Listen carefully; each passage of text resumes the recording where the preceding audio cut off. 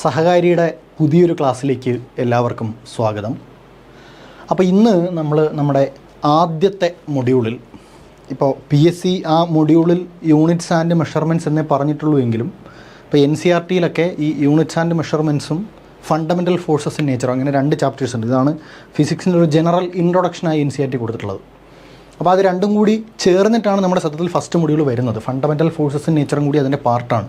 അപ്പോൾ units and measurements നമ്മൾ already discuss ചെയ്ത് കഴിഞ്ഞു. ഇനിയിപ്പോൾ നമുക്ക് അടുത്തത് ഡിസ്കസ് ചെയ്യാനുള്ളത് ഈ പറഞ്ഞ ഫണ്ടമെൻ്റൽ ഫോഴ്സസ് ഇൻ നേച്ചറാണ്. ഓക്കെ, അപ്പോൾ ഈ ഫണ്ടമെൻ്റൽ ഫോഴ്സസ് ഇൻ നേച്ചറിൽ നിന്ന് PSC ചോദിച്ചിട്ടുള്ള ഒരു കുറച്ച് പ്രീവിയസ് ഇയർ ക്വസ്റ്റ്യൻസ് നമുക്ക് നോക്കിയിട്ട് നമുക്ക് ക്ലാസ് തുടങ്ങാം. Okay, which of the following statements is not true in case of gravitational force? അപ്പോൾ നോട്ട് ട്രൂ ആണ് നമ്മളോട് ചോദിച്ചിരിക്കുന്നത്. ഓക്കെ, നോട്ട് ട്രൂ ആണ് ചോദിച്ചിരിക്കുന്നത്. Which of the following is not true? അപ്പോൾ it is the strongest force in nature, it is proportional to the product of the masses of the object, it is always attractive, it obeys superposition principle. 4 statement തന്നിട്ടുണ്ട്. സത്യത്തിൽ ഇത് നമ്മളിപ്പോൾ പഠിക്കുന്ന ചാപ്റ്ററിന് മാത്രമല്ല, ഇനി gravitation നമുക്ക് separate ഒരു മൊഡ്യൂളായിട്ട് പഠിക്കാനുണ്ട്. അവിടെ നമ്മൾ പറയുന്ന കുറച്ച് അഡീഷണൽ ഇൻഫോയുടെയും കൂടി മിക്സാണ്. ബട്ട് സ്റ്റിൽ നമ്മളിപ്പോൾ പഠിക്കാൻ പോകുന്ന ചാപ്റ്റർ മാത്രം വെച്ചും നമുക്കിതിൻ്റെ ആൻസർ എഴുതാൻ പറ്റും. അപ്പോൾ ഈ ക്വസ്റ്റ്യൻ്റെ ഉത്തരം എന്താണ് എന്നത് നമ്മുടെ ഇന്നത്തെ ക്ലാസ് കഴിയുമ്പോൾ നമുക്ക് മനസ്സിലാവും. അടുത്തൊരു ക്വസ്റ്റ്യൻ 128/2022 എന്ന് പറയുന്ന എക്സാമിൽ PSC ചോദിച്ചിട്ടുള്ളൊരു ചോദ്യമാണ്. On the basis of relative strength arrange 4 fundamental forces in ascending order. അപ്പോൾ സ്ട്രെങ്തിൻ്റെ അടിസ്ഥാനത്തിൽ ഇവയെ അസെൻഡിങ് ഓർഡറിൽ എഴുതുക. ഏതിനാണ് ഏറ്റവും കൂടുതൽ സ്ട്രെങ്ത്, ഏതിന് ഏറ്റവും കുറവ് എന്ന അടിസ്ഥാനത്തിൽ അസെൻഡിങ് ഓർഡറിൽ സ്ട്രെങ്ത് കൂടി വരുന്ന ഓർഡറിൽ എന്ത് ചെയ്യുക, ഇവയെ അറേഞ്ച് ചെയ്യുക എന്നതാണ് നമ്മുടെ ക്വസ്റ്റ്യൻ. ഓക്കെ, അപ്പോൾ ഇതും നമ്മുടെ ഇന്നത്തെ ക്ലാസ്സിൻ്റെ അവസാനം നിങ്ങൾക്ക് ആൻസർ ചെയ്യാൻ പറ്റുന്ന തരത്തിലേക്ക് നമ്മൾ എന്ത് ചെയ്യും, ഈ ചാപ്റ്റർ പഠിപ്പിക്കും. താഴെ കൊടുത്തിരിക്കുന്നവയിൽ നിന്നും പ്രകൃതിയിലെ അടിസ്ഥാന ബലം തിരഞ്ഞെടുക്കുക. 018/2022 എക്സാമാണ്. ഭൂഗുരുത്വ ബലം, ഇലാസ്തിക ബലം, പുനഃസ്ഥാപന ബലം, ഘർഷണ ബലം. ഭൂഗുരുത്വം ഗ്രാവിറ്റേഷണൽ, പിന്നെ ഇലാസ്തികം ഇലാസ്റ്റിക് ഫോഴ്സ്, പുനഃസ്ഥാപനം ഈ റീസ്റ്റോറിങ് ഫോഴ്സിനെയാണ് പുനഃസ്ഥാപന ബലം കൊണ്ട് ഉദ്ദേശിക്കുന്നത്, ഘർഷണം ഫ്രിക്ഷൻ അല്ലേ. ഇതാണൊരു ചോദ്യം. പിന്നെ 071/2022 ചോദിച്ചത് പ്രകൃതിയിലെ അടിസ്ഥാന ബലങ്ങളിൽ ഏറ്റവും ശക്തി കുറഞ്ഞത് ഡാഷാണ്. ഗുരുത്വബലം, ക്ഷീണ ആണവ ബലം, പ്രബല ആണവ ബലം, വൈദ്യുതകാന്തിക ബലം. ഇത് ഗുരുത്വബലം ഗ്രാവിറ്റി, ക്ഷീണ ആണവ ബലം എന്ന് പറഞ്ഞാൽ വീക്ക് ന്യൂക്ലിയർ ഫോഴ്സിനെയാണ് ക്ഷീണ ആണവ ബലം എന്ന് സൂചിപ്പിക്കുന്നത്. പ്രബല ആണവ ബലം സ്ട്രോങ് ന്യൂക്ലിയർ ഫോഴ്സിനെയാണ് സൂചിപ്പിക്കുന്നത്. ഓക്കെ, പിന്നെ വൈദ്യുതകാന്തിക ബലം എന്ന് പറഞ്ഞാൽ ഇലക്ട്രോ മാഗ്നറ്റിക് ഫോഴ്സ്. അപ്പോൾ ഇത് നമ്മൾ ഈ പറഞ്ഞ ഈ 4 എണ്ണമാണ്. അതായത് gravitational force, electromagnetic force, strong nuclear force, week nuclear force.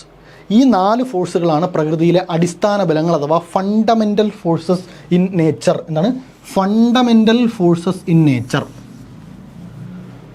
Okay, അപ്പോൾ നമ്മൾ യൂണിറ്റ്സ് ആൻഡ് മെഷർമെൻറ്റ്സ് പഠിച്ചപ്പോൾ ഫണ്ടമെൻ്റൽ ഓർ ബേസ് ക്വാണ്ടിറ്റീസ് എന്ന് പറഞ്ഞ് പഠിച്ചപ്പോൾ നമ്മൾ എന്താ പറഞ്ഞത്, ഫണ്ടമെൻ്റൽ എന്ന് പറയുന്ന സാധനത്തിന് വേറൊന്നിൻ്റെ ആവശ്യമില്ല, അല്ലെങ്കിൽ അവയാണ് അടിസ്ഥാനമായിട്ടുള്ളത്, മൗലികമായിട്ടുള്ളത് അല്ലേ.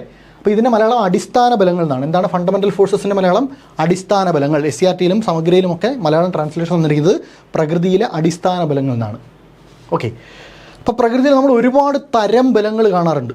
നമുക്കറിയാം, നമുക്ക് തന്നെ ഇനിയിപ്പോൾ ഫോഴ്സസിൻ്റെ ഒരു മൊഡ്യൂൾ തന്നെ പഠിക്കാനുണ്ട് ചില PSC-യിൽ. അതിനകത്ത് ഫ്രിക്ഷൻ, ഫ്ലൂയിഡ് പ്രഷറൊക്കെ പോലെ ഒരുപാട് കാര്യങ്ങൾ നമ്മൾ പഠിക്കാനുണ്ട്. അപ്പോൾ ഫ്രിക്ഷൻ, ടെൻഷൻ, വിസ്കോസിറ്റി, ഫ്ലൂയിഡ് ഡൈനാമിക്സിൻ്റെ സമയത്ത് നമ്മൾ വിസ്കോസിറ്റി പഠിക്കും. അതുപോലെ ആക്ഷനും റിയാക്ഷനും പഠിക്കും നമ്മൾ.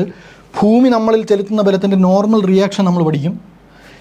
ഇപ്പോൾ കെമിസ്ട്രിയിലാണെങ്കിൽ intermolecular force, van der Waals force പോലെയുള്ള, അയണിക് ബോണ്ട് പോലെയുള്ള മോളിക്യൂൾസിനിടയിൽ നിലനിൽക്കുന്ന ഇൻ്റർ മോളിക്കുലാർ ഫോഴ്സുകൾ നിങ്ങൾ പഠിക്കും. ചാർജുകൾക്കിടയിൽ electric force, magnetic force, gravity, അതൊരു മൊഡ്യൂളാണ്, സെപ്പറേറ്റ് മൊഡ്യൂളായി തന്നെ പഠിക്കാനുണ്ട്. ഇങ്ങനെയുള്ള ഒരുപാട് ബലങ്ങൾ നിങ്ങൾ കേട്ടിട്ടുണ്ട്, ഇഷ്ടം പോലെ ബലങ്ങൾ കേട്ടിട്ടുണ്ട്.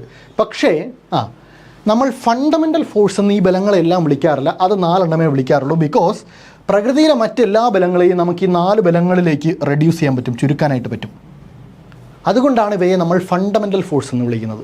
അപ്പോൾ ഇവയാണ് അടിസ്ഥാന ബലങ്ങൾ. പ്രപഞ്ചത്തിൽ നിലനിൽക്കുന്ന മറ്റേതൊരു ബലങ്ങളെയും നമുക്ക് ഈ 4 അടിസ്ഥാന ബലങ്ങളിലേക്ക് കൊണ്ട് ചുരുക്കാൻ കഴിയും, റെഡ്യൂസ് ചെയ്യാൻ കഴിയും. ഇതൊക്കെ ഇൻട്രോഡക്ടറി പാർട്ടാണ്, കൺസെപ്റ്റ് മാത്രം മനസ്സിലാക്കി വെക്കുക. ഓക്കെ, അപ്പോൾ ഈ ഫോഴ്സുകളാണ് യൂണിവേഴ്സിലുള്ള എല്ലാ ഇൻട്രാക്ഷൻസിനെയും ഗവേൺ ചെയ്യുന്നത്. ഇൻട്രാക്ഷൻ മീൻസ് 2 വസ്തുക്കൾക്കിടയിൽ ഏതൊക്കെ തരം കൊടുക്കൽ വാങ്ങലുകൾ, ഇൻട്രാക്ഷൻസ് ഉണ്ടോ അതെല്ലാം ഈ 4 ഫണ്ടമെൻ്റൽ ഫോഴ്സിനെ അടിസ്ഥാനപ്പെടുത്തിയാണ് ഇരിക്കുന്നത്. ഓക്കെ, അപ്പോൾ ടൈനിയസ്റ്റ് സബ് അറ്റോമിക് പാർട്ടിക്കിൾസ് തൊട്ട് വലിയ കോസ്മിക് സ്ട്രക്ചേഴ്സ്, ബഹിരാകാശത്തുള്ള വലിയ വലിയ ഒബ്ജക്റ്റുകൾ വരെ എല്ലാത്തിലും എന്തുണ്ട്, ഈ ഫോഴ്സുകളുടെ ഇൻ്റർപ്ലേ ഉണ്ട്. ഓക്കെ, അപ്പോൾ ഇതിൻ്റെ സ്ട്രെങ്ത്, റേഞ്ച്, ഫംഗ്ഷനിലൊക്കെ വ്യത്യാസം വരും. ഓക്കെ, എന്നാലും ഇവ 4 എണ്ണമാണ് basically fabric of matter, motion and energy. എങ്ങനെയാണ് നമ്മുടെ പ്രപഞ്ചത്തിൽ മാറ്റർ എക്സിസ്റ്റ് ചെയ്യുന്നത്, എങ്ങനെയൊക്കെ എനർജി എക്സിസ്റ്റ് ചെയ്യുന്നു, ഇവ എങ്ങനെയൊക്കെ ഇൻ്റർചേഞ്ചബിൾ ആവുന്നു, അതുപോലെ what is the motion in our universe, ഇത്തരം കാര്യങ്ങളെല്ലാം ബേസിക്കായ യൂണിവേഴ്സിൻ്റെ ഫാബ്രിക്, നമ്മുടെ ലോകവും നമ്മുടെ നിത്യജീവിതവും നമ്മുടെ പ്രപഞ്ചം, ദ ബിഗ് യൂണിവേഴ്സൊക്കെ ഇങ്ങനെ നിലനിന്ന് പോകാൻ കാരണം ആരാണ്? ഈ ഫണ്ടമെൻ്റൽ ഫോഴ്സസ് ആണ്. ഏതൊക്കെയാണ് fundamental forces? The very first one, gravitational force, electromagnetic force, strong nuclear force, week nuclear force. ഞാൻ മുമ്പും പറഞ്ഞിട്ടുണ്ട്, പരമാവധി ഇംഗ്ലീഷ് പഠിച്ചു പോകാൻ ശ്രമിക്കുക. എന്നാലും മലയാളത്തിലും കൂടി ചോദ്യം വരും എന്നുള്ളത് കൊണ്ട് ഞാനിതിൻ്റെ മലയാളം കൂടി പറഞ്ഞു പോകാം. ഗ്രാവിറ്റേഷണൽ ഫോഴ്സ് എന്ന് പറഞ്ഞാൽ ഗുരുത്വാകർഷണ ബലമാണ്. ഗുരുത്വാകർഷണ ബലം. ഓക്കെ, ഈ കളറ് നിങ്ങൾക്ക് വിസിബിൾ ആവുമെന്ന് എനിക്കൊരു ഡൗട്ടുണ്ട്. വൈറ്റ് വെച്ച് എഴുതാം. ഓക്കെ, ഇലക്ട്രോ മാഗ്നറ്റിക് ഫോഴ്സ് എന്ന് പറഞ്ഞാൽ വൈദ്യുത കാന്തിക ബലം എന്നതാണ് അതിൻ്റെ മലയാളം. വൈദ്യുത കാന്തിക ബലം. ഇത് തന്നെ തരണം എന്ന് വലിയ നിർബന്ധമൊന്നുമില്ല. PSC പലപ്പോഴും ഇത് തന്നിട്ടുണ്ട് എന്ന് കരുതി തരണമെന്നില്ല. ഞാൻ പറഞ്ഞല്ലോ, ജെമിനിയിലിട്ട ട്രാൻസ്ലേഷനൊക്കെ, ജെമിനി പോലും വൃത്തിക്ക് ചെയ്യും ഇതിനേക്കാളും. അങ്ങനെയുള്ള വാക്കുകളൊക്കെ തരും, അതുകൊണ്ട് ഇംഗ്ലീഷ് പഠിക്കുക. സ്ട്രോങ് ന്യൂക്ലിയർ ഫോഴ്സ്, നമ്മൾ ഇതിനു മുമ്പ് ഒരു ക്വസ്റ്റ്യൻ്റെ ഓപ്ഷനിലും കണ്ടതുപോലെ ശക്തമായ ആണവ ബലം ഒന്നുമല്ല, പ്രബല ആണവ ബലം എന്നതാണ് എൻ്റെ മലയാളം. പ്രബല ആണവ ബലം, അതാണ് സ്ട്രോങ് ന്യൂക്ലിയർ ഫോഴ്സിൻ്റെ മലയാളം. അതുപോലെ വീക്ക് ന്യൂക്ലിയർ ഫോഴ്സ് എന്ത്? ദുർബല ആണവ ബലമല്ല, ക്ഷീണ ആണവ ബലം. ക്ഷീണ ആണവ ബലം. ഇത് 4 എണ്ണമാണ് പ്രകൃതിയിലെ 4 അടിസ്ഥാന ബലങ്ങൾ. ഗ്രാവിറ്റേഷണൽ ഫോഴ്സ് അഥവാ ഗുരുത്വാകർഷണ ബലം, ഇലക്ട്രോ മാഗ്നറ്റിക് ഫോഴ്സ് അഥവാ വൈദ്യുത കാന്തിക ബലം, സ്ട്രോങ് ന്യൂക്ലിയർ ഫോഴ്സ് അഥവാ പ്രബല ആണവ ബലം, വീക്ക് ന്യൂക്ലിയർ ഫോഴ്സ് അഥവാ ക്ഷീണ ആണവ ബലം. ഈ 4 ബലങ്ങളാണ് നമ്മൾ ഇന്നത്തെ മൊഡ്യൂളിൽ ഡിസ്കസ് ചെയ്യാനായിട്ട് പോകുന്നത്. ഓക്കെ, അപ്പോൾ NCERT ഇതിനൊരു ഡെഫിനിഷൻ തന്നിട്ടുണ്ട്. അത് നമ്മൾ ഈ പറഞ്ഞ സാധനം തന്നെ. All the forces observed in nature can be explained in terms of 4 basic interactions. പ്രപഞ്ചത്തിൽ നമ്മൾ കാണുന്ന വേറെ ഏത് ഫോഴ്സുകളെയും ഈ 4 ബേസിക് ഇൻട്രാക്ഷൻസ് ഉപയോഗിച്ചുകൊണ്ട് നമുക്ക് വിശദീകരിക്കാൻ സാധിക്കും. അതുകൊണ്ടാണ് ഇവയെ ഫണ്ടമെൻ്റൽ ഫോഴ്സസ് എന്ന് വിളിക്കുന്നതെന്ന് നമ്മുടെ ഗ്രേറ്റ് NCERT +1 ക്ലാസ്സിൽ ചാപ്റ്റർ 1 പറഞ്ഞിട്ടുണ്ട്. സോ അതാണ് ഇവയെ ഫണ്ടമെൻ്റൽ എന്ന് വിളിക്കുന്നതിൻ്റെ കാരണം. ഈ കൺസെപ്റ്റൽ ചോദ്യങ്ങൾ ചോദിക്കുന്ന സ്വഭാവം PSCക്ക് കൂടി വരുന്നത് കൊണ്ട് എന്ത് ചെയ്യാനുള്ള ചാൻസ് ഉണ്ട്? ഈ പറഞ്ഞ കൺസെപ്റ്റലായ ചോദ്യങ്ങൾ ചിലപ്പോൾ വരാനായിട്ടുള്ള ഒരു ചാൻസ് ഉണ്ട്. ഓക്കെ, അപ്പോൾ ഫണ്ടമെൻ്റൽ ഫോഴ്സുകളെ നമ്മൾ പ്രധാനമായി 2ആയി തിരിക്കും, ലോങ് റേഞ്ചും ഷോർട്ട് റേഞ്ചും. നമുക്കുള്ള 2 ലോങ് റേഞ്ച് ഫോഴ്സുകൾ, ഒന്ന് ഗ്രാവിറ്റേഷണലും ഒന്ന് ഇലക്ട്രോ മാഗ്നറ്റിക്കുമാണ്. 2 ഷോർട്ട് റേഞ്ച് സ്ട്രോങ് ന്യൂക്ലിയറും വീക്ക് ന്യൂക്ലിയറുമാണ്. ജസ്റ്റ് ഇപ്പോൾ കേട്ട് മാത്രം വയ്ക്കുക. ഇനി നമ്മൾ ഡീറ്റെയിൽഡായിട്ട് ഇതിൻ്റെ കാര്യം എക്സ്പ്ലെയിൻ ചെയ്യുമ്പോൾ നമ്മളിത് എടുത്ത് പറയും. ഓക്കെ, പിന്നെ സ്ട്രെങ്തിൻ്റെ അടിസ്ഥാനത്തിലും ഒരു ക്ലാസിഫിക്കേഷൻ ഉണ്ട്. ഏറ്റവും വീക്ക് ഗ്രാവിറ്റേഷൻ, പിന്നെ വീക്ക് ന്യൂക്ലിയർ, പിന്നെ ഇലക്ട്രോമാറ്റിക്, ഏറ്റവും സ്ട്രോങ്ങസ്റ്റ് സ്ട്രോങ് ന്യൂക്ലിയർ. അതും നമ്മളിനി അങ്ങോട്ട് ഡീറ്റെയിൽഡായി പറയും. ജസ്റ്റ് ഒരു ഇൻട്രോ തന്നതാണ് നിങ്ങൾക്ക്. ഇതതിൻ്റെ എന്ത് സ്ട്രെങ്തിൻ്റെ ഒരു കമ്പാരിസൺ ആണ്. അതായത് ഏറ്റവും സ്ട്രോങ് ന്യൂക്ലിയർ ഫോഴ്സ് ആണെന്ന് നമ്മൾ പറഞ്ഞു. അപ്പോൾ അതിനെ നമ്മൾ ഒരു റെഫറൻസ് ആക്കി വയ്ക്കും. 1 എന്ന് പറഞ്ഞിട്ട് ഒരു റെഫറൻസ് ആക്കി നമ്മൾ എന്തിനെ സെറ്റ് ചെയ്യും? ഈ സ്ട്രോങ് ന്യൂക്ലിയറിനെ സെറ്റ് ചെയ്യും. അതുമായി കമ്പയർ ചെയ്ത് ബാക്കിയുള്ളതിൻ്റെ സ്ട്രെങ്ത് പറയുന്ന പരിപാടിയാണ് നമ്മൾ ചെയ്തിരിക്കുന്നത്. അപ്പോൾ ഇലക്ട്രോ മാഗ്നറ്റിക് എന്ന് പറഞ്ഞാൽ 10⁻² ടൈംസ് ആണ് ഏതിൻ്റെ? സ്ട്രോങ് ന്യൂക്ലിയർ ഫോഴ്സിൻ്റെ സ്ട്രെങ്തിൻ്റെ 10⁻² ടൈംസ് ആണ് ആരുടെ സ്ട്രെങ്ത്? ആരുടെ? ഇലക്ട്രോ മാഗ്നറ്റിക്കിൻ്റെ സ്ട്രെങ്ത്. അതുപോലെ അതിൻ്റെ 10⁻13 ടൈംസ് ആണ് ആരുടെ സ്ട്രെങ്ത്? വീക്ക് ന്യൂക്ലിയറിൻ്റെ. ഏതിൻ്റെ? സ്ട്രോങ് ന്യൂക്ലിയർ വെച്ച് നോക്കിയാൽ വീക്ക് ന്യൂക്ലിയർ എന്ത്? 10⁻30 times of strong nuclear force ആണ്. അതുപോലെ ഗ്രാവിറ്റേഷൻ 10⁻39 ടൈംസ് ഓഫ് എത്ര? ഏതിൻ്റെ? സ്ട്രോങ് ന്യൂക്ലിയർ ഫോഴ്സിൻ്റെ. ഓക്കെ, അപ്പോൾ സ്ട്രോങ് ന്യൂക്ലിയർ ഫോഴ്സിൻ്റെ സ്ട്രെങ്ത് ഇൻറ്റു 10⁻39, അതായത് സ്ട്രോങ് ന്യൂക്ലിയർ ഫോഴ്സിൻ്റെ സ്ട്രെങ്ത് ബൈ 10⁻39. അപ്പോൾ അത്രയും വീക്കാണ് ആര്? ഗ്രാവിറ്റേഷൻ. അപ്പോൾ ജസ്റ്റ് ഈ ഓർഡർ ഒന്ന് ഓർത്ത് വെക്കുക. ഇനിയിപ്പോൾ നമ്മൾ അങ്ങോട്ട് ഡീറ്റെയിലായി പറയും. ഓക്കെ, അപ്പോൾ നമുക്ക് ചർച്ച ചെയ്യാനുള്ള ആദ്യത്തെ ഫോഴ്സ് ഗ്രാവിറ്റേഷണൽ ഫോഴ്സാണ്. അപ്പോൾ ഇപ്പം നമ്മൾ പറഞ്ഞതൊരു ഇൻട്രോ ആണ്. എന്തുകൊണ്ട് ഇവയെ ഫണ്ടമെൻ്റൽ ഫോഴ്സ് എന്ന് വിളിക്കുന്നു, ഇതിൽ ലോങ് റേഞ്ച് ചെയ്ത് ഷോർട്ട് റേഞ്ച് ചെയ്ത് ഇതിൻ്റെ സ്ട്രെങ്ത് എങ്ങനെയെന്നുള്ള ഇൻട്രോ ആണ്. ഈ ഇൻട്രോ മനസ്സിലായില്ലെങ്കിലും കുഴപ്പമില്ല. ഇനി നമ്മൾ ഈ ഇൻട്രോയിൽ പറഞ്ഞ് ഓരോന്നും ഡീറ്റെയിൽഡായി നിങ്ങൾക്ക് മനസ്സിലാവും. ഓക്കെ, അപ്പോൾ എന്താണ് ഗ്രാവിറ്റേഷണൽ ഫോഴ്സ് എന്ന് ചോദിച്ചാൽ, നമ്മൾ പണ്ടുതൊട്ടേ കേട്ടിട്ടുണ്ട്, ഭൂമിയിൽ നിന്ന് നമ്മളൊരു വസ്തുവിനെ മുകളിലേക്ക് എറിഞ്ഞാൽ ഭൂമി ഒരു ഗുരുത്വാകർഷണ ബലം ഉപയോഗിച്ച് അതിനെ ഭൂമിയുടെ കേന്ദ്രത്തിലേക്ക് വലിച്ചടിപ്പിക്കും എന്ന് നമ്മൾ കേട്ടിട്ടുണ്ട്. ഇതിന് കാരണമായ ബലമാണ് ഗുരുത്വാകർഷണ ബലം, ഗ്രാവിറ്റേഷണൽ ഫോഴ്സ് നമ്മൾ കേട്ടിട്ടുണ്ട്. എന്നാൽ ഭൂമിയുടെ ഉപരിതലത്തിൽ നിന്ന് മുകളിലേക്ക് പോകുന്ന വസ്തുവിൽ മാത്രമല്ല ഗ്രാവിറ്റി ചെലുത്തുന്നത്. ലോകമെന്നല്ല പ്രപഞ്ചം, ലോകം നമ്മൾ പൊതുവെ പറയുന്നത് നമ്മുടെ വേൾഡിനെയാണ് അല്ലേ. പ്രപഞ്ചത്തിലുള്ള ഏതൊരു വസ്തുവും മറ്റേതൊരു വസ്തുവിനെയും ഗ്രാവിറ്റേഷൻ ഉപയോഗിച്ച് പുൾ ചെയ്യുന്നുണ്ട്. അപ്പോൾ ഗ്രാവിറ്റേഷൻ പറയുമ്പോൾ നിങ്ങൾ പ്രധാനമായി ശ്രദ്ധിക്കേണ്ട 2 വാക്കുകളുണ്ട്. അതായത് മ്യൂച്വൽ എന്നതും അട്രാക്ഷൻ എന്നതുമാണ് ആ 2 വാക്കുകൾ. Mutual attraction. ഇപ്പോൾ ഗ്രാവിറ്റേഷണൽ ഫോഴ്സ് എന്താണ്? ഒരു മ്യൂച്വൽ അട്രാക്ഷനാണ്. എന്തുകൊണ്ടാണ് നമ്മളതിനെ മ്യൂച്വൽ അട്രാക്ഷൻ എന്ന് വിളിക്കുന്നത്? M1 എന്ന് പറയുന്ന ഒരു ഒബ്ജക്റ്റ് ഉണ്ട്, M2 എന്ന് പറയുന്ന ഒരു ഒബ്ജക്റ്റ് ഉണ്ട്. M1 M2വിൽ ചെലുത്തുന്ന അതേ ഫോഴ്സ് M2 M1ലും ചെലുത്തും. മനസ്സിലായോ? M1 M2വിൽ ചെലുത്തുന്ന അതേ ഫോഴ്സ് M2 M1ലും ചെലുത്തും. അപ്പോൾ രണ്ടും പരസ്പരം അങ്ങോട്ടും ഇങ്ങോട്ടും ബലം ചെലുത്തുന്നുണ്ട്. അതുകൊണ്ട് തന്നെ ഇത് മ്യൂച്വലാണ്. അതുപോലെ എന്തുമാണ്? അട്രാക്ഷനാണ്. Gravity is always attractive. അപ്പോൾ ഗ്രാവിറ്റി ഒരു മ്യൂച്വൽ അട്രാക്ഷൻ ആയിരിക്കും. ഇനി ആരൊക്കെ തമ്മിലുള്ള ബിറ്റ്വീൻ എനി 2 ഒബ്ജക്റ്റ്, അതും ശ്രദ്ധിക്കണം. എനി 2 ഒബ്ജക്റ്റ്, പ്രപഞ്ചത്തിലുള്ള ഏത് 2 വസ്തുക്കളും ആവാം. അവ എന്ത് മൂലമാണ് പരസ്പരം ബലം ചെലുത്തുന്നത്, അല്ലെങ്കിൽ അവയ്ക്ക് എന്ത് പ്രോപ്പർട്ടി ഉള്ളത് കൊണ്ടാണ് അവ പരസ്പരം ഗ്രാവിറ്റി വെച്ച് അട്രാക്ട് ചെയ്യുന്നത്? By virtue of their masses. Okay, or എനർജിയും തന്നിട്ടുണ്ട്. അതിൻ്റെ അർത്ഥം ഒരു ബോഡിയുടെ മാസ് എന്ന് പറഞ്ഞാൽ അതിൻ്റെ നെറ്റ് എനർജി കണ്ടൻ്റ് ആണ് എന്നൊരു കൺസെപ്റ്റ് ഉണ്ട്. ഓക്കെ, അതായത് ഐൻസ്റ്റൈൻ്റെ E=mc² എന്ന് പറയുന്ന ഇക്വേഷൻ നിങ്ങൾ കേട്ടിട്ടില്ലേ? അത് വെച്ചിട്ട് നമുക്ക് M=E/c² എന്ന് നമുക്ക് എഴുതാമല്ലോ.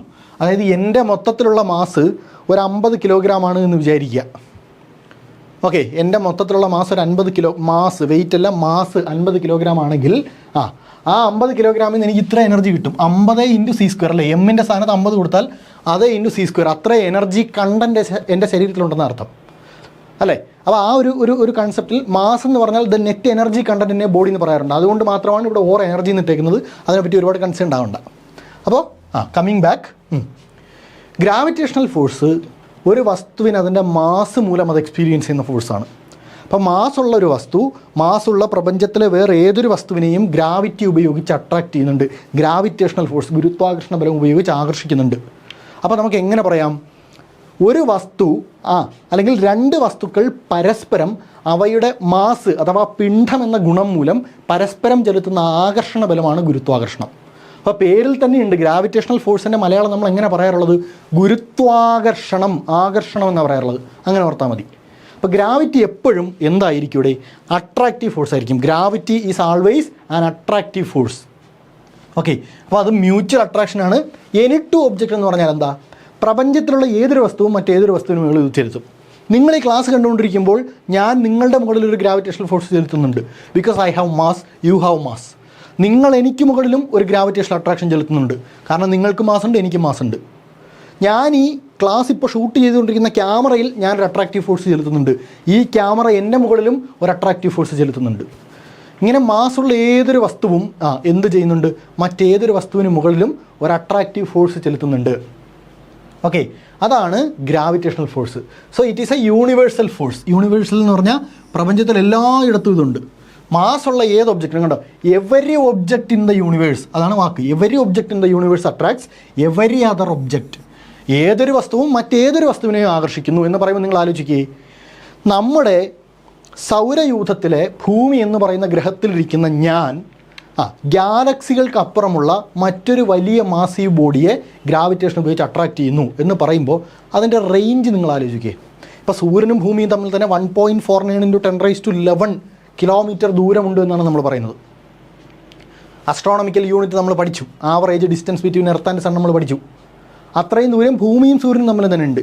അപ്പോൾ ഞാനിവിടെ ഇരുന്നിട്ട് വേറൊരു വലിയ സെലസ്റ്റിയൽ ബോഡിയെ, വേറൊരു ഗാലക്സിയിലുള്ള സെലസ്റ്റിയൽ ബോഡിയെ അട്രാക്റ്റ് ചെയ്യുന്നു എന്ന് പറയുമ്പോൾ നിങ്ങൾ ആലോചിക്കുക, എൻ്റെ റേഞ്ച് ആലോചിക്കുക. അപ്പോൾ അതിന് വലിയ റേഞ്ചാണ് അല്ലേ? ഗ്രാവിറ്റേഷണൽ ഫോഴ്സിന് വലിയ റേഞ്ചാണ്. ആൾവേസ് അട്രാക്റ്റീവ് എന്നുള്ളത് നമ്മൾ പറഞ്ഞു. So gravity is always attractive. ഒരിക്കലും അത് റിപ്പൾസീവ് ആവില്ല. ഒരു ബോഡി മറ്റൊരു ബോഡിയെ വികർഷിച്ച് ദൂരേക്ക് കളയില്ല, അട്രാക്റ്റ് ചെയ്യും, ആകർഷിച്ച് അടുത്തേക്ക് പിടിക്കും. ഇനി രണ്ടാമത് ഞാൻ പറഞ്ഞ കാര്യം, ഇത് വളരെ ലോങ് റേഞ്ചാണ്. ലോങ് റേഞ്ച് എന്ന് പറഞ്ഞാൽ ഇൻഫിനിറ്റ് റേഞ്ചാണ് ഗ്രാവിറ്റിക്കുള്ളത്. ഗ്രാവിറ്റി ഹാസ് ഇൻഫിനിറ്റ് റേഞ്ച്, അതായത് ആക്ട്സ് ഓവർ എനി ഡിസ്റ്റൻസ്. 2 കാര്യം ശ്രദ്ധിക്കണം. Act over any distance without any intervening medium. 2 വസ്തുക്കൾക്കിടയിൽ ഗ്രാവിറ്റി ആക്ട് ചെയ്യണമെങ്കിൽ അതിൻ്റെ വേറെ മീഡിയം ഒന്നും വേണമെന്നില്ല. ഇത് എർത്ത്, ഇത് സണ്ണ്.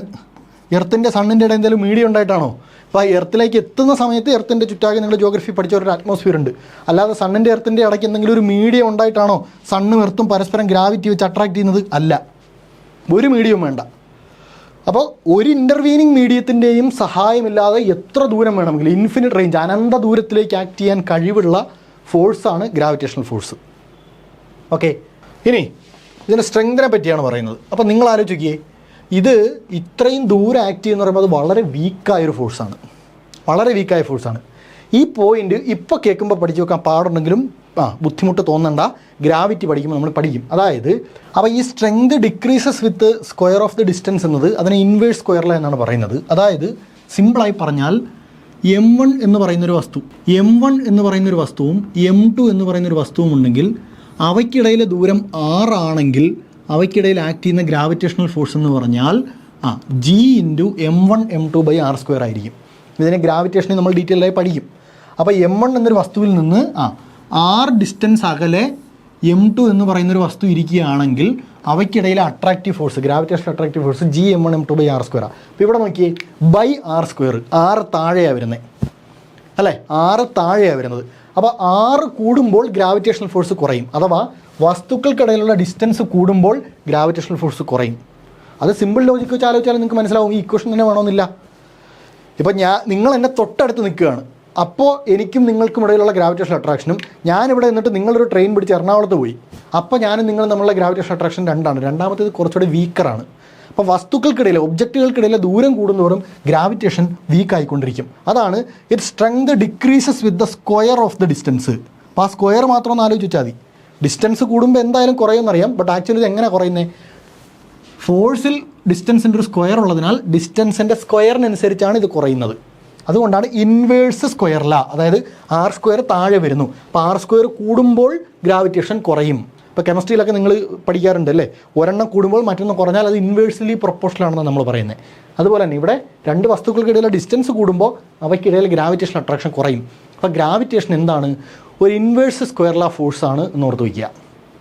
പിന്നെ എത്ര ദൂരം വേണമെങ്കിലും ഇൻഫിനിറ്റ് റേഞ്ച് വരെ ആക്ട് ചെയ്യാമെന്ന് പറയുമ്പോൾ ഇൻഫിനിറ്റ് റേഞ്ചിലൊക്കെ ആക്ട് ചെയ്യുന്നത് വളരെ വീക്കായിട്ടുള്ള ഗ്രാവിറ്റേഷണൽ ഫോഴ്സ് ആയിരിക്കും അല്ലേ. അതുകൊണ്ട് തന്നെ ഗ്രാവിറ്റിയാണ് weakest of the 4 fundamental forces. നമ്മൾ പറഞ്ഞ gravitational, electromagnetic, strong nuclear, weak nuclear, ഈ 4 ഫോഴ്സുകളിൽ ഏറ്റവും വീക്കാരാണ്, ഏറ്റവും വീക്ക് ഗ്രാവിറ്റേഷനാണ്. It is the weakest of the 4 fundamental forces.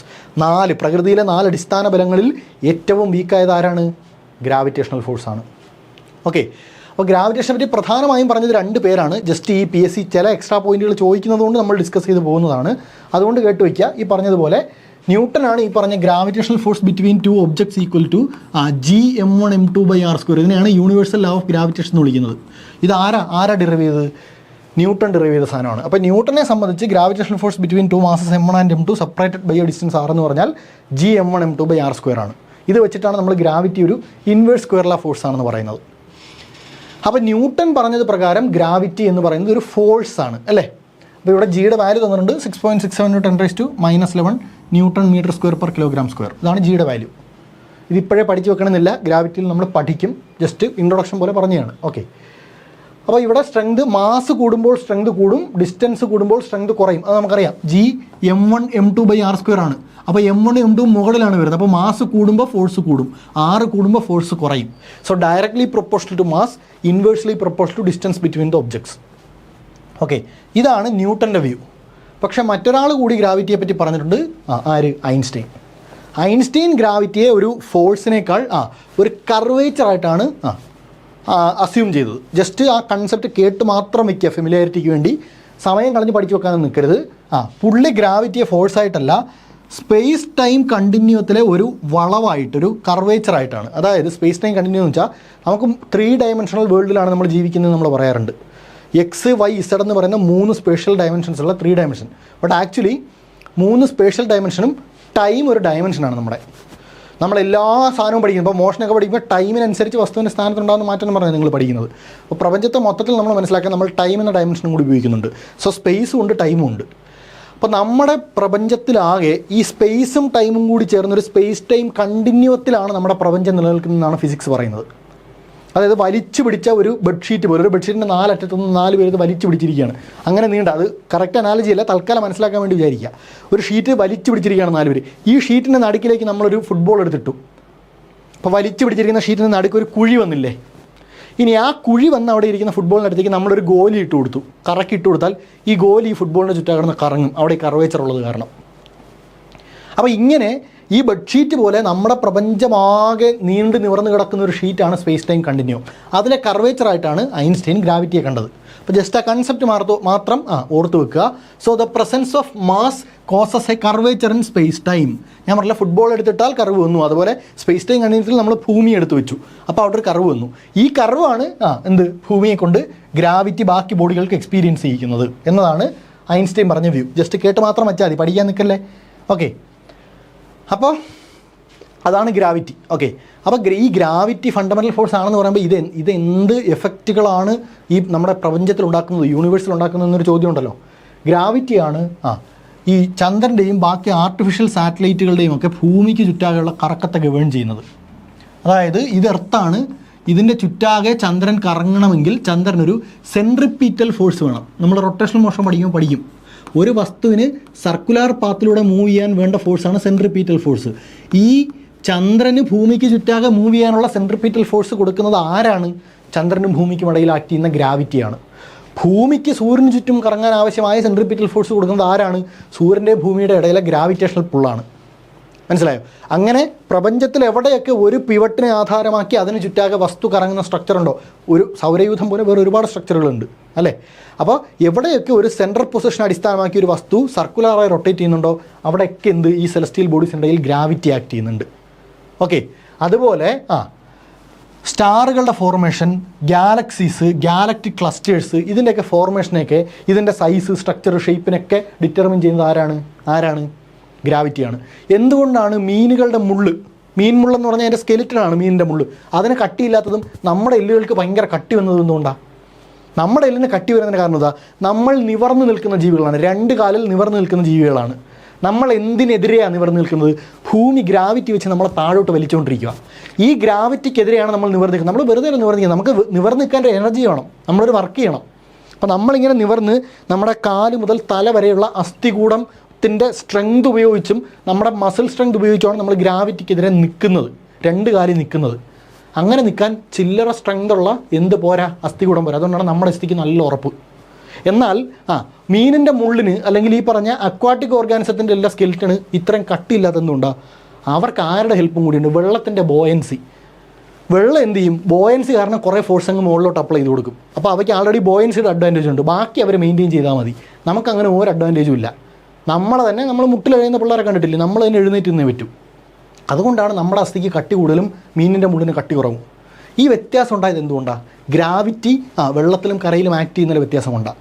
ഇതുപോലെ നമ്മുടെ ഉയരം, നമ്മുടെ പേശികളുടെ ബലം എത്രത്തോളം ഉണ്ട്, നമ്മൾ ഈ ഒരു ഡമ്പൽ പൊക്കുന്നു, അവിടെ നമ്മൾ ചെയ്യുന്നത് എന്താ? ഡമ്പൽ പൊക്കി നമ്മുടെ മസിൽ സ്ട്രെങ്ത് നമ്മൾ വരുത്തുന്നു എന്ന് പറയുമ്പോൾ ഡമ്പലിനെ ഗ്രാവിറ്റി പുള്ള് ചെയ്യുന്നുണ്ട്. ആ ഗ്രാവിറ്റിക്കെതിരെ ഡമ്പൽ എടുത്ത് പൊക്കുക നമ്മൾ ചെയ്യുന്നത്. അപ്പോൾ മസിൽ സ്ട്രെങ്തനിങ് എന്ന് പറയുന്ന ആക്ടിവിറ്റി പോലും നമ്മൾ ഗ്രാവിറ്റിയെ ഓവർകം ചെയ്യാൻ വേണ്ടി ചെയ്യുന്ന സാധനമാണ്. ഇങ്ങനെ നമ്മുടെ ഷേപ്പ്, നമ്മുടെ സ്ട്രക്ചർ, നമുക്കുണ്ടാകുന്ന ആവറേജ് ഹൈറ്റ്, ഭൂമിയിലുണ്ടാവാവുന്ന ഒരു കൊടുമുടിയുടെ പരമാവധി ഉയരം, ഇങ്ങനെയുള്ള എല്ലാ കാര്യങ്ങളും ഗവേൺ ചെയ്യുന്നവരാണ് ഗ്രാവിറ്റിയാണ്. ഇതുപോലെ ഇപ്പം ഞാൻ ഈ എക്സാമ്പിൾ പറഞ്ഞ എന്തിനാണെന്ന് വെച്ചാൽ ഇതുപോലെ ഇത് എല്ലാത്തിനെയും ഗവേൺ ചെയ്യുന്നുണ്ട്. ഒരു സ്റ്റാറിന് എത്ര വരെ സൈസ് ആവാം, അതിന് എത്ര വരെ മാസിനെ ഉൾക്കൊള്ളാം. ഇനി ഗ്രാവിറ്റി ഓവർ ആയാൽ എന്ത് സംഭവിക്കും? ബ്ലാക്ക് ഹോൾ എന്ന് പറഞ്ഞാൽ എന്താണ്? എനോമസ് ഗ്രാവിറ്റിയാണ്. ലൈറ്റിന് പോലും എസ്കേപ്പ് ചെയ്യാൻ പറ്റാത്ത ഗ്രാവിറ്റിയാണ് എവിടെയുള്ളത്? ബ്ലാക്ക് ഹോളിലുള്ളത്. അപ്പോൾ ഈ പറഞ്ഞ ബഹിരാകാശത്തുള്ള വലിയ വലിയ സാധനങ്ങളിലെല്ലാം ഫോർമേഷൻ, ഗാലക്സീസ്, ഗാലക്റ്റിക് ക്ലസ്റ്റേഴ്സ്, നക്ഷത്രങ്ങൾ, ഇവയുടെയൊക്കെ ഫോർമേഷനെ വരെ ഇപ്പം നമ്മളെ ചെറിയ മാസമുള്ള നമ്മളിൽ തന്നെ ഗ്രാവിറ്റി ഇത്ര എഫക്റ്റ് ഉണ്ടാക്കുന്നുണ്ടെങ്കിൽ വലിയ മാസമുള്ള ആ ഒബ്ജക്റ്റുകളുടെ ഫോർമേഷൻ, എവല്യൂഷൻ, ഇതിനെല്ലാം ആരാ നിയന്ത്രിക്കുന്നത്? ഗ്രാവിറ്റിയാണ്. മനസ്സിലായോ? അപ്പോൾ അങ്ങനെയാണ് ഗ്രാവിറ്റി ഫണ്ടമെൻ്റൽ ഫോഴ്സ് ആവുന്നത്. ബേസിക്കലി അത് യൂണിവേഴ്സിൻ്റെ ഫാബ്രിക്കിനെ നിയന്ത്രിക്കുന്നത് അങ്ങനെയാണ്. ഓക്കെ, അപ്പോൾ ഇതാണ് ഞാൻ പറഞ്ഞത്. ബ്ലാക്ക് ഹോളിൽ ലൈറ്റിന് പോലും എസ്കേപ്പ് ചെയ്യാൻ പറ്റില്ല. Light cannot escape. ഇത്രയും വെലോസിറ്റി ഉള്ള ലൈറ്റിന് പോലും എസ്കേപ്പ് ചെയ്യാൻ പറ്റില്ല. പിന്നെ ഞാൻ പറഞ്ഞു ഗ്രാവിറ്റേഷണൽ ലെൻസിങ് എന്ന് പറഞ്ഞാൽ എന്താണ്? ഞാൻ പറഞ്ഞു സ്പേസ് ടൈം കണ്ടിന്യൂറ്റി ഒരു മാസ് എടുത്ത് വെച്ചാൽ അതെന്ത് ചെയ്യും? അവിടെ ഒരു ബെൻഡ് ഉണ്ടാക്കും. അപ്പോൾ ഇങ്ങനെ ഇരിക്കുന്ന സ്പേസ്, ഇപ്പോൾ ഈ പടം കണ്ടോ, ഇതൊരു സ്പേസ് ടൈം കണ്ടിന്യൂ. ഇവിടെ ഭൂമി എടുത്ത് വെച്ചപ്പോൾ ഇവിടെ ഒരു കർവേച്ചർ ഉണ്ടായി. അപ്പോൾ ലൈറ്റ് ഇങ്ങനെ വന്നുകൊണ്ടിരിക്കുകയാണെന്ന് വിചാരിക്കുക. ഇങ്ങനെ വന്ന ലൈറ്റ് ഇവിടെ സ്പേസ് ടൈം കണ്ടിന്യൂറ്റി കർവുള്ളതുകൊണ്ട് അതും ഇങ്ങനെ ഒന്ന് ബെൻഡാവും. മനസ്സിലായോ? അപ്പോൾ മാസീവായ ഒബ്ജക്റ്റുകളുടെ പ്രസൻസ് മൂലം പ്രകാശത്തിൻ്റെ പാതയിലുണ്ടാകുന്ന ബെൻഡിനെയാണ് നമ്മൾ ഗ്രാവിറ്റേഷണൽ ലെൻസിങ് എന്ന് വിളിക്കാറുള്ളത്. A massive body bends the path of light from distant object acting like a lens. അപ്പോൾ വളരെ ദൂരെ നിന്ന് വരുന്നൊരു പ്രകാശരശ്മിയെ ഒരു മാസീവ് ഒബ്ജക്റ്റ് എന്ത് ചെയ്യും? ബെൻഡ് ചെയ്യിക്കും. കാരണം അത് already space time continuous bend ചെയ്യിച്ചിട്ടുണ്ട്. അപ്പോൾ അതിൻ്റെ കൂടെ ആരും ബെൻഡ് ചെയ്യും? ലൈറ്റും ബെൻഡ് ചെയ്യും. ജസ്റ്റ് ആ കൺസെപ്റ്റ് മാത്രം ആലോചിച്ചിരുന്നത്, ഈ സ്പേസ് ടൈം കണ്ടിന്യൂ ഒന്നും ഓർത്ത് വെക്കണ്ട. ഗ്രാവിറ്റേഷണൽ എഫക്റ്റ് കാരണം മാസ്സുള്ളൊരു ബോഡി ലൈറ്റിൻ്റെ പാത്തിനെ ബെൻഡ് ചെയ്യിക്കും. ഇതാണ് ഗ്രാവിറ്റേഷണൽ ലെൻസിങ്. ഇനി നമ്മുടെ വെയിറ്റ് എന്ന് പറഞ്ഞാൽ എന്താ? ഞാൻ ഇനി പറഞ്ഞുതരാം. നമ്മുടെ വെയിറ്റ് എന്ന് പറഞ്ഞാൽ എന്താ? ഭൂമി നമ്മളിൽ, ഇപ്പോൾ യൂണിറ്റ്സ് ആൻഡ് മെഷർമെൻറ്റ്സ് പഠിച്ചപ്പോൾ ഞാൻ പറഞ്ഞു, ഭൂമി നമ്മളിൽ ചെലുത്തുന്ന ഗ്രാവിറ്റേഷണൽ ഫോഴ്സാണ് ആര്? നമ്മുടെ വെയിറ്റ് എന്ന് പറയുന്നത്. നമ്മുടെ മാസ് എന്ന് പറഞ്ഞാൽ നമ്മളിൽ പ്രസൻ്റായ എമൗണ്ട് ഓഫ് മാറ്ററാണ്, അതല്ല നമ്മുടെ വെയിറ്റ്. ഭൂമി നമ്മളിൽ ചെലുത്തുന്ന ഗ്രാവിറ്റേഷണൽ അട്രാക്ഷനാണ് എന്ത്? നമ്മുടെ വെയിറ്റ് എന്ന് വിളിക്കുന്നത്. അപ്പോൾ ഇതൊക്കെയാണ് ഗ്രാവിറ്റിയുടെ ഒരു ജനറൽ പോയിൻ്റ് എന്ന് പറയുന്നത്. ഓക്കെ, അപ്പോൾ നമ്മൾ പറഞ്ഞു ഇത് 4 ഇൻട്രാക്ഷൻസ് ആണെന്ന് പറഞ്ഞു അല്ലേ. അപ്പോൾ ഞാൻ ചോദിക്കട്ടെ, എങ്ങനെയാണ് രണ്ട് ഒബ്ജക്റ്റുകൾ പരസ്പരം അട്രാക്റ്റ് ചെയ്യുന്നത്? എങ്ങനെ രണ്ട് ഒബ്ജക്റ്റുകൾ പരസ്പരം അട്രാക്റ്റ് ചെയ്യുമ്പോൾ എന്ത് സംഭവിക്കുന്നു? ഇപ്പോൾ ഇനി നമ്മൾ അടുത്ത ഇലക്ട്രോ മാഗ്നറ്റിക് ഫോഴ്സ് പറയും. അവിടെ രണ്ട് ചാർജുകൾക്കിടയിലുള്ള അട്രാക്ഷനാണ് നമ്മൾ പറയുന്നത്. Q1 എന്നും Q2 എന്നും പറഞ്ഞ രണ്ട് ചാർജുകൾ. ഇവ അട്രാക്റ്റ് ചെയ്യുന്നതെന്ന് പറയുമ്പോൾ ആക്ച്വലി ഇവയ്ക്കിടയിൽ എന്താ സംഭവിക്കുന്നതെന്ന് വെച്ചാൽ ഇവ കുറച്ച് പാർട്ടിക്കിൾസ് അങ്ങോട്ടും ഇങ്ങോട്ടും കൈമാറും. മനസ്സിലായി? എന്താണ്? ഇവയ്ക്കിടയിൽ കുറച്ച് പാർട്ടിക്കിൾ എക്സ്ചേഞ്ച് നടക്കും. കുറച്ച് പാർട്ടിക്കിൾ അങ്ങോട്ടും ഇങ്ങോട്ടും കൈമാറും. അപ്പോൾ Q1 സാധനം കയ്യിലുണ്ടോ എന്ന് ചോദിക്കും, Q2 കൊടുക്കും. Q2 സാധനം കയ്യിലുണ്ടോ എന്ന് ചോദിക്കും, Q1 കൊടുക്കും. ഇങ്ങനെ കുറച്ച് പാർട്ടിക്കിൾസ് എക്സ്ചേഞ്ച് ചെയ്തുകൊണ്ടാണ് എല്ലാ ഇൻട്രാക്ഷൻസും, ഗ്രാവിറ്റി ആയാലും ഇലക്ട്രോ മാഗ്നറ്റിക് ആയാലും വീക്ക് ന്യൂക്ലിയർ ആയാലും സ്ട്രോങ് ന്യൂക്ലിയർ ആയാലും ഒക്കെ ഇങ്ങനെ കുറച്ച് പാർട്ടിക്കിൾസ് അങ്ങോട്ടും ഇങ്ങോട്ടും കൈമാറിക്കൊണ്ടാണ് ഇവ പരസ്പരം ഇൻട്രാക്ട് ചെയ്യുന്നത്, രണ്ട് ബോഡീസ്. അപ്പോൾ മാസ് എന്ന പ്രോപ്പർട്ടി വഴി ഇൻട്രാക്ട് ചെയ്യുന്ന, ഗ്രാവിറ്റി വഴി ഇൻട്രാക്ട് ചെയ്യുന്ന രണ്ട് ഒബ്ജക്റ്റുകൾ ഗ്രാവിറ്റോൺ എന്ന് പറയുന്ന പാർട്ടിക്കിളാണ് കൈമാറുന്നത്. ഓക്കെ, അപ്പോൾ നമ്മൾ ഈ ഇൻട്രാക്ഷൻ്റെ സമയത്ത് പരസ്പരം കൈമാറുന്ന പാർട്ടിക്കിൾസിനെ എല്ലാം കൂടി വെച്ചുകൊണ്ടൊരു മോഡൽ ഉണ്ടാക്കിയിട്ടുണ്ട്. അതിനാണ് സ്റ്റാൻഡേർഡ് പാർട്ടിക്കിൾ മോഡൽ എന്ന് നമ്മൾ വിളിക്കുന്നത്. അപ്പോൾ ഗ്രാവിറ്റിയുടെ പാർട്ടിക്കിൾ ഏതിൽ ഇൻക്ലൂഡ് അല്ല? സ്റ്റാൻഡേർഡ് മോഡലിൽ ഇൻക്ലൂഡ് അല്ല. ഗ്രാവിറ്റോൺ ആണ് ആ പാർട്ടിക്കിൾ. അപ്പോൾ ഗ്രാവിറ്റോൺ എന്തല്ല? സ്റ്റാൻഡേർഡ് മോഡലിൽ ഇൻക്ലൂഡ് അല്ല. കാരണം അത് ഇതുവരെ എക്സ്പെരിമെൻ്റലി കണ്ടുപിടിച്ചിട്ടില്ല. തിയററ്റിക്കലി നമ്മൾ പറയുന്നുണ്ട്, ഇപ്പോൾ സൂര്യനും ഭൂമിക്കും ഇടയിൽ ഒരു ഗ്രാവിറ്റേഷണൽ ഫോഴ്സ് ഉണ്ടെങ്കിൽ അവ പരസ്പരം ഗ്രാവിറ്റോൺ എന്ന് പറയുന്നൊരു പാർട്ടിക്കിൾ കൈമാറുന്നുണ്ട് എന്ന് തിയററ്റിക്കലി പറയുന്നുണ്ട്. പക്ഷേ എക്സ്പെരിമെൻ്റലി പ്രൂവ് ചെയ്തിട്ടില്ല. പക്ഷേ ബാക്കി എല്ലാത്തിലും ഇതുപോലെ ഫോഴ്സിൻ്റെ സമയത്ത് നമ്മൾ പറയുന്ന പാർട്ടിക്കിളുകൾ നമ്മൾ പ്രൂവ് ചെയ്തിട്ടുണ്ട്. അപ്പോൾ ഗ്രാവിറ്റിയുടെ ഫണ്ടമെൻ്റൽ പാർട്ടിക്കിൾ സ്റ്റാൻഡേർഡ് മോഡലിൽ ഇല്ല എന്ന് മാത്രം ഓർത്ത് വെച്ചാൽ മതി. ബാക്കി ഡീറ്റെയിൽസ് ഒന്നും ഓർക്കണമെന്നില്ല. ഓക്കെ, അപ്പോൾ ഞാൻ ഈ പറഞ്ഞതുപോലെ നക്ഷത്രങ്ങൾ, സോളാർ സിസ്റ്റംസ്, ഗാലക്സികൾ, യൂണിവേഴ്സ് മൊത്തത്തിൽ ഇതിനൊക്കെ ഇങ്ങനെ പരസ്പരം ചേർത്ത് പിടിച്ച് നിർത്തിയിരിക്കുന്ന ആരാണ്? മറ്റേ കൊച്ചിനെ നീ രണ്ടുപേരും കൂടെ പിടിച്ചേക്കും പോലെ ദൂരേക്ക് പോകാതെ ഇതിനെല്ലാം കൂടെ ചേർത്ത് പിടിച്ചിരിക്കുന്നത് ആരാണ്? നമ്മുടെ ഗ്രാവിറ്റിയാണ്. ഗ്രാവിറ്റിയാണ് ഇതെല്ലാത്തിനെയും ഹോൾഡ് ടുഗദർ. ഓക്കെ, പക്ഷേ ഇതിനെന്തില്ല? ഈ മോളിക്കുലാർ ലെവലിലും അറ്റോമിക് ലെവലിലും ഒന്നും വലിയ ഇൻഫ്ലുവൻസ് ചെലുത്താൻ ആർക്ക് പറ്റാറില്ല. കാരണം അവിടെ മാസ് വളരെ മൈന്യൂട്ടാണ്. മാസ് കൂടുമ്പോഴേ ഗ്രാവിറ്റി കൂടും. മോളിക്കുലാർ ലെവലിലൊക്കെ നെഗ്ലിജിബിൾ മാസ്സാണുള്ളത്. അതുകൊണ്ട് മോളിക്കുലാർ ലെവലിലൊന്നും ഗ്രാവിറ്റിക്ക് എന്തില്ല? വലിയ സ്ട്രെങ്ത് ഇല്ല. അപ്പോൾ ഇതാണ് ഗ്രാവിറ്റി. അപ്പോൾ ഗ്രാവിറ്റിയെ പറ്റി നമ്മൾ പറഞ്ഞ സാധനങ്ങളൊന്ന് ജസ്റ്റ് ഒന്ന് ഓർത്ത് നോക്കിയേ. പ്രധാനമായിട്ട് എക്സാമിന് വേണ്ട വളരെ ഇമ്പോർട്ടൻ്റ് ആയിട്ടുള്ള പോയിൻറ്റ്സ് മാത്രം ഞാനൊന്ന് റിവിഷൻ പോലെ പറഞ്ഞുതരാം. ഗ്രാവിറ്റി എന്നാൽ മാസ് മൂലം രണ്ട് ഒബ്ജക്റ്റുകൾക്കിടയിൽ ആക്ട് ചെയ്യുന്ന ഫോഴ്സാണ്. പ്രപഞ്ചത്തിലെ ഏതൊരു ഒബ്ജക്റ്റും മറ്റേതൊരു ഒബ്ജക്റ്റിനെയും ഗ്രാവിറ്റി വെച്ച് അട്രാക്റ്റ് ചെയ്യുന്നുണ്ട്. അതുപോലെ ഗ്രാവിറ്റി എന്നത് ഇൻവേഴ്സ് സ്ക്വയറിലാണ്. ഡിസ്റ്റൻസ് കൂടുന്നതനുസരിച്ച് ഗ്രാവിറ്റി കുറയും. വീക്കസ്റ്റ് ഓഫ് ദ ഫണ്ടമെൻ്റൽ ഫോഴ്സാണ്. ഗ്രാവിറ്റിയാണ് ഈ പറഞ്ഞ യൂണിവേഴ്സിൻ്റെ മൊത്തത്തിലുള്ള സ്ട്രക്ചറിനെയും മറ്റേ ചന്ദ്രൻ്റെ ആർട്ടിഫിഷ്യൽ സാറ്റലൈറ്റുകളുടെയും ഭൂമിയുടെ ചുറ്റാനുള്ള കറക്കത്തിനൊക്കെ ഡിറ്റർമിൻ ചെയ്യുന്നത് ആരാണ്? നമ്മുടെ ഗ്രാവിറ്റിയാണ്. ഓക്കെ, അപ്പോൾ അടുത്ത് നമുക്ക് പറയാനുള്ളതാണ് നമ്മുടെ രണ്ടാമത്തെ ഫോഴ്സായിട്ടുള്ള electromagnetic force. Electromagnetic ഫോഴ്സിൽ എന്താ ചെയ്യുന്നത്? മാസ് മൂലമാണ് രണ്ട് വസ്തുക്കൾ പരസ്പരം ഗ്രാവിറ്റി വഴി പുള്ള് ചെയ്യുന്നതെങ്കിൽ ചാർജ് ഉള്ളത് മൂലം രണ്ട് വസ്തുക്കൾ പരസ്പരം ചെലുത്തുന്ന ഫോഴ്സാണ് ഇലക്ട്രോ മാഗ്നറ്റിക് ഫോഴ്സ്, വൈദ്യുത കാന്തിക ബലം. ഇലക്ട്രിക്കലി ചാർജ്ഡ് പാർട്ടിക്കിൾസിനിടയിൽ ആക്ട് ചെയ്യുന്നതാണ് വൈദ്യുത കാന്തിക ബലം. നമ്മൾ നമ്മുടെ ഡെയിലി ലൈഫിൽ കാണുന്ന ഒരുവിധം എല്ലാ തരം ഇൻട്രാക്ഷൻസിനും ഫോഴ്സിനും റെസ്പോൺസിബിൾ ആരാണ്? ഇലക്ട്രോ മാഗ്നറ്റിക് ഫോഴ്സാണ്. ഓക്കെ, അപ്പോൾ നേരത്തെ നമ്മൾ വിചാരിച്ചിരുന്നത്, ഇപ്പോൾ നിങ്ങളിവിടെ മനസ്സിലാക്കേണ്ട കാര്യം, ഒരു ചാർജ് റെസ്റ്റിലിരുന്നാൽ നിങ്ങൾക്ക് എന്ത് കിട്ടും? ഇലക്ട്രിക് ഫീൽഡ് കിട്ടും. ഒരു ചാർജ് മോഷനിലിരുന്നാൽ നിങ്ങൾക്ക് മാഗ്നറ്റിക് ഫീൽഡ് കിട്ടും. ചാർജ് റെസ്റ്റിലിരുന്നാൽ ഇലക്ട്രിക് ഫീൽഡ് കിട്ടും. ചാർജ് മൂവ് ചെയ്താൽ എന്ത് ചെയ്യും? മാഗ്നറ്റിക് ഫീൽഡ് കിട്ടും. അപ്പോൾ ചാർജിന് രണ്ട് തരം ഫീൽഡുകൾ ക്രിയേറ്റ് ചെയ്യാനുള്ള കഴിവുണ്ടേ? ഉണ്ട്. ഇനി റെസ്റ്റിലിരിക്കുന്ന ഒരു ചാർജിന് ഒരു ഇലക്ട്രിക് ഫീൽഡ് അത് ക്രിയേറ്റ് ചെയ്യുന്നതിനാൽ അത് വേറൊരു ചാർജ് അവിടെ ഇരിപ്പുണ്ടെങ്കിൽ ഈ ഇലക്ട്രിക് ഫീൽഡ് വെച്ച് അതിന് മുകളിലൊരു ബലം ചെലുത്തും. ഒന്നുകൂടെ ആലോചിക്ക്, ഒരു ചാർജിൽ റെസ്റ്റിലിരുന്നാൽ ഇലക്ട്രിക് ഫീൽഡ് ഉണ്ടായി, ആ ഫീൽഡ് വെച്ച് അത് മറ്റൊരു ചാർജിനെ ആകർഷിക്കും. ഇനി ഒരു ചാർജ് ആകർഷിക്കണമെന്ന് നിർബന്ധമില്ല, വികർഷിക്കുകയും ചെയ്യാം, ഒരു ബലം ചെലുത്തും. അങ്ങനെ ആലോചിക്കുക.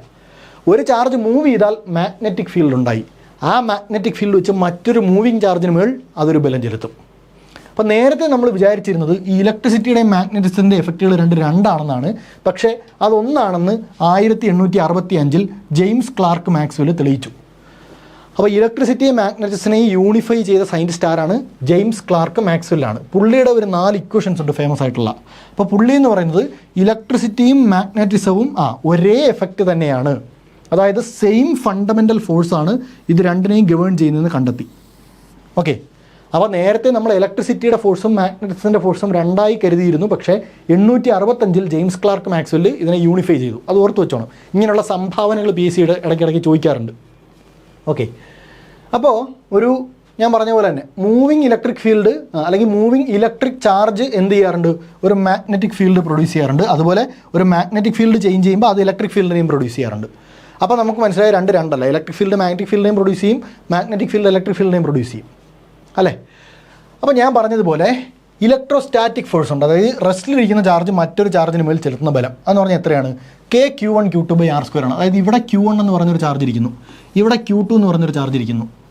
ഈ Q1 ചാർജ് Q2 ചാർജിന് മേൽ ഒരു ബലം ചെലുത്തും, Q2 Q1 മേൽ ഒരു ബലം ചെലുത്തും, രണ്ടും ഉണ്ട്. അപ്പോൾ ഈ ഫോഴ്സിനെ നമുക്ക് എന്തെന്ന് വിളിക്കാം? F = KQ1 Q2/r². അപ്പോൾ ഗ്രാവിറ്റി Gm1 m2/r² ആയിരുന്നു. ഇവിടെ KQ1 Q2/r². അപ്പോൾ അവിടെ G കോൺസ്റ്റൻറ്റ് വരെ, ഇവിടെ K കോൺസ്റ്റൻറ്റ്, മാസിന് വരെ ചാർജ്, ഡിസ്റ്റൻസ് സെയിം തന്നെ. അപ്പോൾ അവിടെ മാസ് മൂലം ഉണ്ടാകുന്ന ഫോഴ്സ് ആയിരുന്നെങ്കിൽ ഇവിടെ ചാർജ് മൂലമുള്ള ഫോഴ്സാണ്. ഇതും ഇൻവേഴ്സ് സ്ക്വയർ ഓഫ് ഫോഴ്സാണ്. Kയുടെ വാല്യൂ തന്നിട്ടുണ്ട്, ജസ്റ്റ് ഓർത്ത് വെക്കാൻ ശ്രമിക്കുക. ഓക്കെ, 9 × 10⁹ Nm²/Coulomb² ആണ്. അപ്പോൾ ഇവിടെ നമ്മൾ ശ്രദ്ധിക്കേണ്ട കാര്യം, നമ്മൾ പറഞ്ഞു ഗ്രാവിറ്റി എപ്പോഴും അട്രാക്റ്റീവ് ആണെന്ന് പറഞ്ഞു. പക്ഷേ ഇലക്ട്രോ മാഗ്നറ്റിക് ഫോഴ്സ് അങ്ങനല്ല. അൺലൈക്ക് ചാർജ് ആണെങ്കിൽ അത് അട്രാക്റ്റ് ചെയ്യും, ലൈക്ക് ചാർജ് ആണെങ്കിൽ അത് റിപ്പൽ ചെയ്യും. അതായത് പോസിറ്റീവുമാണെങ്കിൽ അത് റിപ്പൽ ചെയ്യും, പോസിറ്റീവും നെഗറ്റീവുമാണെങ്കിൽ അവിടെ അട്രാക്ഷൻ നടക്കും, നെഗറ്റീവുമാണെങ്കിൽ അവിടെ വീണ്ടും റിപ്പൽ ചെയ്യും. അപ്പോൾ ഒരേ തരം ചാർജ് വന്നപ്പോൾ അത് റിപ്പൽ ചെയ്തു, വ്യത്യസ്ത തരം ചാർജുകളായിരുന്നപ്പോൾ അവിടെ അട്രാക്ഷൻ. അപ്പോൾ അൺലൈക്ക് ചാർജ് ആണെങ്കിൽ അട്രാക്റ്റ് ചെയ്യും, ലൈക്ക് ചാർജ് ആണെങ്കിൽ റിപ്പൽ ചെയ്യും. അത് ഓർത്ത് വെക്കുക. അപ്പോൾ ഇലക്ട്രോ മാഗ്നറ്റിക് ഫോഴ്സ് അട്രാക്റ്റീവ് ആവാം, റിപ്പൾസീവ് ആവാം. വ്യത്യസ്ത തരം ചാർജുകളാണെങ്കിൽ അവ അട്രാക്റ്റ് ചെയ്യും, ഒരേ തരം ചാർജ് ആണെങ്കിൽ അവ റിപ്പൽ ചെയ്യും. ഓക്കെ, അപ്പോൾ ഒരു മൂവിങ് ചാർജ് എന്ത് ചെയ്യാറുണ്ട്? ഒരു മാഗ്നറ്റിക് ഫീൽഡിനെ ക്രിയേറ്റ് ചെയ്യുമെന്ന് ഞാൻ പറഞ്ഞു. അതുപോലെ മാഗ്നറ്റിക് ഫീൽഡ് എന്ത് ചെയ്യും? ഒരു മൂവിങ് ചാർജിന് മേൽ ബലം ചെലുത്തും നമ്മൾ പറഞ്ഞു. ഇതിനെയാണ് നമ്മൾ മാഗ്നറ്റിക് ലോറൻസ് ഫോഴ്സ് എന്ന് വിളിക്കുന്നത്. അപ്പോൾ KQ1 Q2/r² നമ്മൾ പറഞ്ഞത് രണ്ട് ചാർജുകൾ റെസ്റ്റിലിരിക്കുമ്പോഴുള്ള ഫോഴ്സാണ്. ഇവിടെ ഒരു ചാർജ് മൂവ് ചെയ്യുമ്പോൾ അതെന്തുണ്ടാക്കും? B എന്ന് പറയുന്നൊരു ഫീൽഡ് ഉണ്ടാക്കും. ഈ B എന്ന് പറയുന്ന മാഗ്നറ്റിക് ഫീൽഡ് വേറൊരു മൂവിങ് ചാർജിന് മേൽ, അതായത് ഒരു ചാർജ് മൂവ് ചെയ്തപ്പോൾ B എന്ന മാഗ്നറ്റിക് ഫീൽഡ് ഉണ്ടായി, അതിൻ്റെ അടുത്തൂടെ വേറൊരു ചാർജ് മൂവ് ചെയ്ത് പോവുക, v വെലോസിറ്റിയിൽ. അപ്പോൾ ഈ B എന്ന ഫീൽഡ് ഈ ചാർജിൽ ചെലുത്തുന്ന ബലമാണ് F = Q × V × B. അപ്പോൾ ഇത് രണ്ടിനെയും കൂടെ കമ്പൈൻ ചെയ്ത് നമുക്ക് കമ്പൈൻഡ് ലോറൻസ് ഫോഴ്സ് എന്ന് പറയാം. F = QE + Q × V × B. അപ്പോൾ ഇവിടെ മനസ്സിലാക്കേണ്ടത് ഇത് KQ1 Q2/r² തന്നെ മറ്റൊരു ഫോമാണ് QE. അതായത് E എന്ന ഇലക്ട്രിക് ഫീൽഡ് Q എന്ന ചാർജിൽ ചെലുത്തുന്ന ബലം QE. B എന്ന മാഗ്നറ്റിക് ഫീൽഡ് V വെലോസിറ്റിയിൽ മൂവ് ചെയ്യുന്ന ചാർജിൽ ചെലുത്തുന്ന ബലം Q × V × B. എന്താണ്? E എന്ന ഇലക്ട്രിക് ഫീൽഡ് Q എന്ന ചാർജിൽ ചെലുത്തുന്ന ബലം Q × E. B എന്ന മാഗ്നറ്റിക് ഫീൽഡ് V വെലോസിറ്റിയിൽ മൂവ് ചെയ്യുന്ന ചാർജിൽ ചെലുത്തുന്ന ബലം Q × V × B. അപ്പോൾ ഇവിടെ ഇലക്ട്രിക് കമ്പോണൻ്റ് ആണ് ഇത് ഇലക്ട്രിക് കമ്പോണൻ്റ് ആണ്, ഇത് മാഗ്നറ്റിക് കമ്പോണൻ്റ് ആണ്. അപ്പോൾ രണ്ട് നമുക്ക് കിട്ടി. ഇത് രണ്ടിനും കൂടെ ചേർത്താണ് നമ്മൾ ഇലക്ട്രോ മാഗ്നറ്റിക് ഫോഴ്സ് എന്ന് വിളിക്കുന്നത്. ഓക്കെ, അപ്പോൾ ഇലക്ട്രോ മാഗ്നറ്റിക് ഫോഴ്സും ഗ്രാവിറ്റിയെ പോലെ ലാർജ് റേഞ്ചിൽ ഇൻഫിനിറ്റ് ഡിസ്റ്റൻസിൽ ആക്ട് ചെയ്യാറുണ്ട്. ഓക്കെ, ഇതിനും എന്ത് വേണ്ട? ഇൻ്റർവീനിങ് മീഡിയം ഒന്നും വേണ്ട. രണ്ട് ചാർജുകൾക്കിടയിൽ ഈ ഇലക്ട്രോ മാഗ്നറ്റിക് ഫോഴ്സ് ആക്ട് ചെയ്യണമെങ്കിൽ അതിൻ്റെ ഇടയിൽ മീഡിയം വേണ്ട. അതുപോലെ ഗ്രാവിറ്റി വീക്കാണെങ്കിലും ഇതങ്ങനല്ല, ഇത് എനോമസ്ലി സ്ട്രോങ് ആണ്. അതായത് രണ്ട് പാർട്ടിക്കിൾസിനിടയിലുള്ള ഗ്രാവിറ്റി എത്രയാണോ അതിനേക്കാൾ 10⁻36 ടൈംസ് കൂടുതലായിരിക്കും അവയ്ക്കിടയിലുള്ള എന്ത് ഇലക്ട്രോ മാഗ്നറ്റിക് ഇൻട്രാക്ഷൻ. അപ്പോൾ ഗ്രാവിറ്റി ഭയങ്കര വീക്കാണ്, ഗ്രാവിറ്റി വെച്ചിട്ട് ഇത് ഭയങ്കര സ്ട്രോങ് ആണ്. ഗ്രാവിറ്റിയേക്കാൾ ഇത് NCERT പ്രത്യേകം തന്നിട്ടുള്ളതാണ്, 10⁻36 ആണ് തന്നിട്ടുള്ളത്. But approximately 10⁻36 to 10⁻39 times stronger than ഗ്രാവിറ്റിയാണ് ആരെന്ന് പറയുന്നത്, നമ്മുടെ ആരെന്ന് പറയുന്നത് ഇലക്ട്രോ മാഗ്നറ്റിക് ഫോഴ്സ് എന്ന് പറയുന്നത്. ഓക്കെ, ഇനി it can be both attractive and repulsive. നമ്മൾ പറഞ്ഞു ഗ്രാവിറ്റി എപ്പോഴും അട്രാക്റ്റീവാണ്, പക്ഷേ ഇതങ്ങനല്ല, അട്രാക്റ്റീവുമാവാം റിപ്പൾസീവുമാവാം. ഓക്കെ, അതുപോലെ അതും ഇൻവേഴ്സ് സ്ക്വയറിലെയാണ്, ഇത് ഇൻവേഴ്സ് സ്ക്വയറിലെയാണ്, രണ്ടിന് താഴെ ഒരു ഹാഫ് സ്ക്വയർ ഉണ്ട്. അപ്പം ചാർജുകൾക്കിടയിലെ ഡിസ്റ്റൻസ് കൂടുമ്പോൾ ഇതിൻ്റെ സ്ട്രെങ്ത് കുറയും. Strength of electromagnetic force decreases with the square of the distance. Okay, അപ്പോൾ നമ്മൾ പറഞ്ഞു രണ്ട് പാർട്ടിക്കിളിനിടയിൽ ഏത് തരം ഇൻട്രാക്ഷൻ നടക്കണമെങ്കിലും ഒരു പാർട്ടിക്കിൾ കൈമാറ്റം ചെയ്യപ്പെടണം. ഇവിടെ കൈമാറ്റം ചെയ്യപ്പെടുന്ന പാർട്ടിക്കിൾ ആരാണ്? ഫോട്ടോൺ ആണ്. അതായത് രണ്ട് ചാർജുകൾക്കിടയിൽ ഇലക്ട്രോ മാഗ്നറ്റിക് ഇൻട്രാക്ഷൻ നടക്കുന്നു എന്ന് പറഞ്ഞാൽ അതിൻ്റെ അർത്ഥം അവയ്ക്കിടയിൽ ആര് കൈമാറ്റം ചെയ്യപ്പെടുന്നു? ഫോട്ടോൺ എന്നൊരു പാർട്ടിക്കിൾ കൈമാറ്റം ചെയ്യപ്പെടുന്നു. അപ്പോഴാണ് ഇവയ്ക്കിടയിൽ ഈ ഇൻട്രാക്ഷൻ ഉണ്ടാകുന്നത്. അപ്പോൾ carrier particle of electromagnetic force ആരാണ്? ഫോട്ടോൺസ് ആണ് എന്ന് ഓർത്ത് വെക്കുക. അപ്പോൾ ഫോട്ടോൺസ് എന്തിലുണ്ട്? സ്റ്റാൻഡേർഡ് മോഡൽ ഓഫ് പാർട്ടിക്കിൾ ഫിസിക്സിലുണ്ട്. ഓക്കെ, അപ്പോൾ ഈ ഫോട്ടോൺ എന്ന് പറഞ്ഞാൽ ലൈറ്റ് നിർമ്മിക്കപ്പെട്ടിരിക്കുന്ന പാർട്ടിക്കിൾസ് ആണ്. Light is made up of photons നമ്മൾ കേട്ടിട്ടുണ്ട്. ലൈറ്റ് ഫോട്ടോൺ എന്ന കണങ്ങളാൽ നിർമ്മിതമാണ്. അതേ ഫോട്ടോൺ, കാരണം ലൈറ്റ് എന്താണ്? ഇലക്ട്രോ മാഗ്നറ്റിക് വേവ് ആണ്. Light is an electro magnetic wave അല്ലേ? അപ്പോൾ ലൈറ്റ് നിർമ്മിക്കപ്പെട്ടിരിക്കുന്ന ഫോട്ടോൺസ് എന്ന കണങ്ങളാലാണ്. അതുപോലെ ഇലക്ട്രോ മാഗ്നറ്റിക് ഇൻട്രാക്ഷൻ രണ്ട് ചാർജുകൾക്കിടയിൽ നടക്കുന്ന സമയത്ത് അവയ്ക്കിടയിൽ കൈമാറ്റം ചെയ്യപ്പെടുന്ന കരിയർ പാർട്ടിക്കിൾസും ഫോട്ടോൺസ് ആണ്. ഓക്കെ, അപ്പോൾ നമ്മൾ ഈ പറഞ്ഞതുപോലെ രണ്ട് റഫ് സർഫസിനിടയിലുള്ള friction force, tension in strings, നമ്മൾ വലിച്ചു പിടിച്ചിരിക്കുന്ന സ്ട്രിങ്ങുകൾക്കിടയിലെ ടെൻഷൻ, സ്പ്രിങ്ങുകളിലെ ഇലാസ്റ്റിസിറ്റി, നോർമൽ റിയാക്ഷൻ, അതായത് അപ്പാരൻ്റ് വെയിറ്റ് എന്നൊരു സാധനമുണ്ട് മൂവിങ് ലിഫ്റ്റിലുള്ള നോർമൽ റിയാക്ഷൻ, പിന്നെ intermolecular forces that hold matter together, chemical bonding, അതായത് നമ്മുടെ ആറ്റങ്ങൾക്കിടയിലെ കെമിക്കൽ ബോണ്ടിങ് ഉണ്ടല്ലോ, ഇങ്ങനെയുള്ള സാധനങ്ങൾ, ഇതെല്ലാം എന്തിലാണ്? And molecules. അതുപോലെ operation of all electrical device, നമ്മുടെ ഡെയിലി ലൈഫിൽ ഉപയോഗിക്കുന്ന എല്ലാത്തരം വൈദ്യുത ഉപകരണങ്ങളിലും നമ്മൾ ആരെയാണ്? ഈ പറഞ്ഞ ഇലക്ട്രോ മാഗ്നറ്റിക് ഫോഴ്സിനെയാണ് യൂസ് ചെയ്യാറുള്ളത്. ഓക്കെ, അതാണ് ഞാൻ പറഞ്ഞത്, പ്രപഞ്ചത്തിലുള്ള എല്ലാ ഫോഴ്സുകളെയും നമുക്ക് ഫണ്ടമെൻ്റൽ ഫോഴ്സുകളിലേക്ക് ചുരുക്കാം എന്ന് പറഞ്ഞത് അതുകൊണ്ടാണ്. മനസ്സിലായോ? അപ്പോൾ അതാണ് ഇലക്ട്രോ മാഗ്നറ്റിക് ഫോഴ്സിൻ്റെ ഒരു കൺസെപ്റ്റ് എന്ന് പറയുന്നത്. അപ്പോൾ നമ്മൾ ഗ്രാവിറ്റി പറഞ്ഞപ്പോൾ പറഞ്ഞു മാസ് മൂലം രണ്ട് വസ്തുക്കൾ പരസ്പരം ചെലുത്തുന്ന ബലമാണ് ഗ്രാവിറ്റി. ചാർജ് മൂലം രണ്ട് വസ്തുക്കൾ പരസ്പരം ചെലുത്തുന്ന ബലമാണ് ഇലക്ട്രോ മാഗ്നറ്റിക് ഫോഴ്സ്. ഗ്രാവിറ്റിയും ഇലക്ട്രോ മാഗ്നറ്റിക് ഫോഴ്സും ലോങ് റേഞ്ചിൽ ആക്ട് ചെയ്യും, ഇൻഫിനിറ്റ് റേഞ്ചിൽ ആക്ട് ചെയ്യും. രണ്ടും ഇൻവേഴ്സ് സ്ക്വയർ ഓഫ് ഫോഴ്സാണ്. ദൂരം കൂടുന്നതിനനുസരിച്ച് ഫോഴ്സ് കുറയും. ഗ്രാവിറ്റി എപ്പോഴും അട്രാക്റ്റീവ് ആയിരിക്കും, ഇലക്ട്രോ മാഗ്നറ്റിക് റിപ്പൾസീവും അട്രാക്റ്റീവും ആവാം. സിമിലർ ചാർജസ് റിപ്പൽ ചെയ്യും, അൺലൈക്ക് ചാർജസ് അട്രാക്റ്റ് ചെയ്യും. അത് നമ്മൾ പറഞ്ഞു അല്ലേ? ഇനി നമുക്ക് അടുത്ത പറയാനുള്ളതാണ് സ്ട്രോങ് ന്യൂക്ലിയർ ഫോഴ്സ്. അപ്പം ഞാൻ ഇലക്ട്രോ മാഗ്നറ്റിക് ഫോഴ്സ് പറഞ്ഞ സമയത്ത് ഞാൻ പറഞ്ഞു സിമിലർ ചാർജസ് ആണെങ്കിൽ റിപ്പൽ ചെയ്യുമെന്ന് പറഞ്ഞു. ഒരേ തരം ചാർജുകളാണെങ്കിൽ പരസ്പരം വികർഷിച്ച് കളയും, റിപ്പൽ ചെയ്ത് കളയും. നിങ്ങളൊരു ആറ്റത്തിൻ്റെ ന്യൂക്ലിയസ് കൺസിഡർ ചെയ്തേ. ഒരാറ്റത്തിൻ്റെ ന്യൂക്ലിയസിനകത്ത് ആരൊക്കെയുണ്ട്? പ്രോട്ടോൺസും ഉണ്ട്, ന്യൂട്രോൺസും ഉണ്ട്. പ്രോട്ടോൺസും ഉണ്ട്, ന്യൂട്രോൺസും ഉണ്ട്. ഈ പ്രോട്ടോൺസിൻ്റെ ചാർജ് എന്താണ്? പ്രോട്ടോൺസിൻ്റെ ചാർജ് പോസിറ്റീവാണ്, ന്യൂട്രോൺസിന് ചാർജ് ഇല്ല. അപ്പോൾ ഒന്നിലധികം പ്രോട്ടോൺസ് ഉള്ള ഒരു അറ്റോമിക് ന്യൂക്ലിയസ് പരിഗണിക്കുക. അപ്പോൾ നിങ്ങൾ ആലോചിക്കേ, ഒരു ന്യൂക്ലിയസിനകത്ത് ഒരേ ചാർജുള്ള അങ്ങനെയുള്ള ന്യൂക്ലിയസുകളുണ്ടല്ലോ, ഒന്നിലധികം പ്രോട്ടോൺസ് ഉള്ള ന്യൂക്ലിയസ് ഉണ്ട്. ഓക്കെ, അപ്പോൾ ഒരു ന്യൂക്ലിയസിനകത്ത് ഒരേ ചാർജുള്ള ഒന്നിലധികം പാർട്ടിക്കിൾസ് ഇരിക്കുന്നു. അപ്പം നമ്മൾ പറഞ്ഞത് വെച്ചാണെങ്കിൽ ഈ പാർട്ടിക്കിൾസ് തമ്മിൽ വികർഷിക്കണ്ടേ? ഒരേ തരം ചാർജുള്ള പാർട്ടിക്കിൾസ് ആണെങ്കിൽ വികർഷിക്കും, അതും ഭയങ്കര സ്ട്രോങ് ആണ്. ഗ്രാവിറ്റിയേക്കാൾ 10⁻36 ടൈംസ് സ്ട്രോങ് ആണെന്ന് നമ്മൾ പറഞ്ഞു. അത്രയും സ്ട്രോങ് ആയ ഫോഴ്സ് വെച്ച് വികർഷിച്ച് ഇവ പലയിടത്തായി ചിതറിപ്പോണ്ടേ? ആറ്റത്തിൻ്റെ ന്യൂക്ലിയസിനകത്ത് അടങ്ങിയിരിക്കാതെ ഇവ പലയിടത്തേക്ക് ചിതറിപ്പോണ്ടേ? അങ്ങനെ ചിതറിപ്പോവാതെ ആരോ ഇതിനെ പിടിച്ചു നിർത്തുന്നുണ്ട് എന്നതുകൊണ്ടല്ലേ ഒരു അറ്റോമിക് ന്യൂക്ലിയസിനകത്ത് ഇവയെല്ലാം അറേഞ്ച്ഡ് ആയിട്ടിരിക്കുന്നത്? എന്താണ്? ഇലക്ട്രോ മാഗ്നറ്റിക് റിപ്പൾഷൻ വഴി പലയിടത്ത് ചിന്നിച്ചിതറി പോകേണ്ടിയിരുന്ന പാർട്ടിക്കിൾസിനെ പിടിച്ചു വയ്ക്കാൻ ഏതോ ഒരു ബലം ഉള്ളതുകൊണ്ടാണ് ഇവയെല്ലാം കൂടി ന്യൂക്ലിയസിനകത്ത് അടങ്ങിയിരിക്കുന്നത്. ആ ബലമാണ് സ്ട്രോങ് ന്യൂക്ലിയർ ഫോഴ്സ്. പ്രബല ആണവ ബലം എന്ന് മലയാളത്തിൽ പറയും. പ്രബല ആണവ ബലം, ദ സ്ട്രോങ്ങസ്റ്റ് ഫോഴ്സാണ് സ്ട്രോങ് ന്യൂക്ലിയർ ഫോഴ്സ്. ഓക്കെ, ഇവ എന്ത് ചെയ്യുന്നു? ഒരു അറ്റോമിക് ന്യൂക്ലിയസിനകത്ത് പ്രോട്ടോൺസിനെയും ന്യൂട്രോൺസിനെയും ബൈൻഡ് ചെയ്ത് വെക്കുന്നു. അപ്പോൾ ഒരു ആറ്റത്തിൻ്റെ ന്യൂക്ലിയസിനകത്ത് പ്രോട്ടോൺസിനെയും ന്യൂട്രോൺസിനെയും പരസ്പരം ബൈൻഡ് ചെയ്ത് പിടിച്ചു നിർത്തുന്ന ഫോഴ്സാണ് ആര്? സ്ട്രോങ് ന്യൂക്ലിയർ ഫോഴ്സ് അഥവാ പ്രബല ആണവബലം. ഓക്കെ, അപ്പോൾ ഒരു ന്യൂക്ലിയസിനകത്ത് ഈ പറഞ്ഞാൽ പോസിറ്റീവ്ലി ചാർജ്ഡായ പ്രോട്ടോൺസിനെ ക്ലോസ് ആയി പാക്ക് ചെയ്ത് വെച്ചിരിക്കുന്നു. അതെങ്ങനെ സാധിക്കും? കൂളംസ് ലാ വെച്ചാണെങ്കിൽ ഈ പ്രോട്ടോൺസ് എന്ത് ചെയ്യണം? റിപ്പൽ ചെയ്യണം, പരസ്പരം റിപ്പൽ ചെയ്യണം അല്ലേ? അങ്ങനെ റിപ്പൽ ചെയ്ത് പോകാതെ പിടിച്ചിരുന്ന ഫോഴ്സ് ഗ്രാവിറ്റി അല്ല എന്ന് നമുക്ക് ഉറപ്പാണ്. കാരണം ഗ്രാവിറ്റി ഭയങ്കര വീക്കാണ്.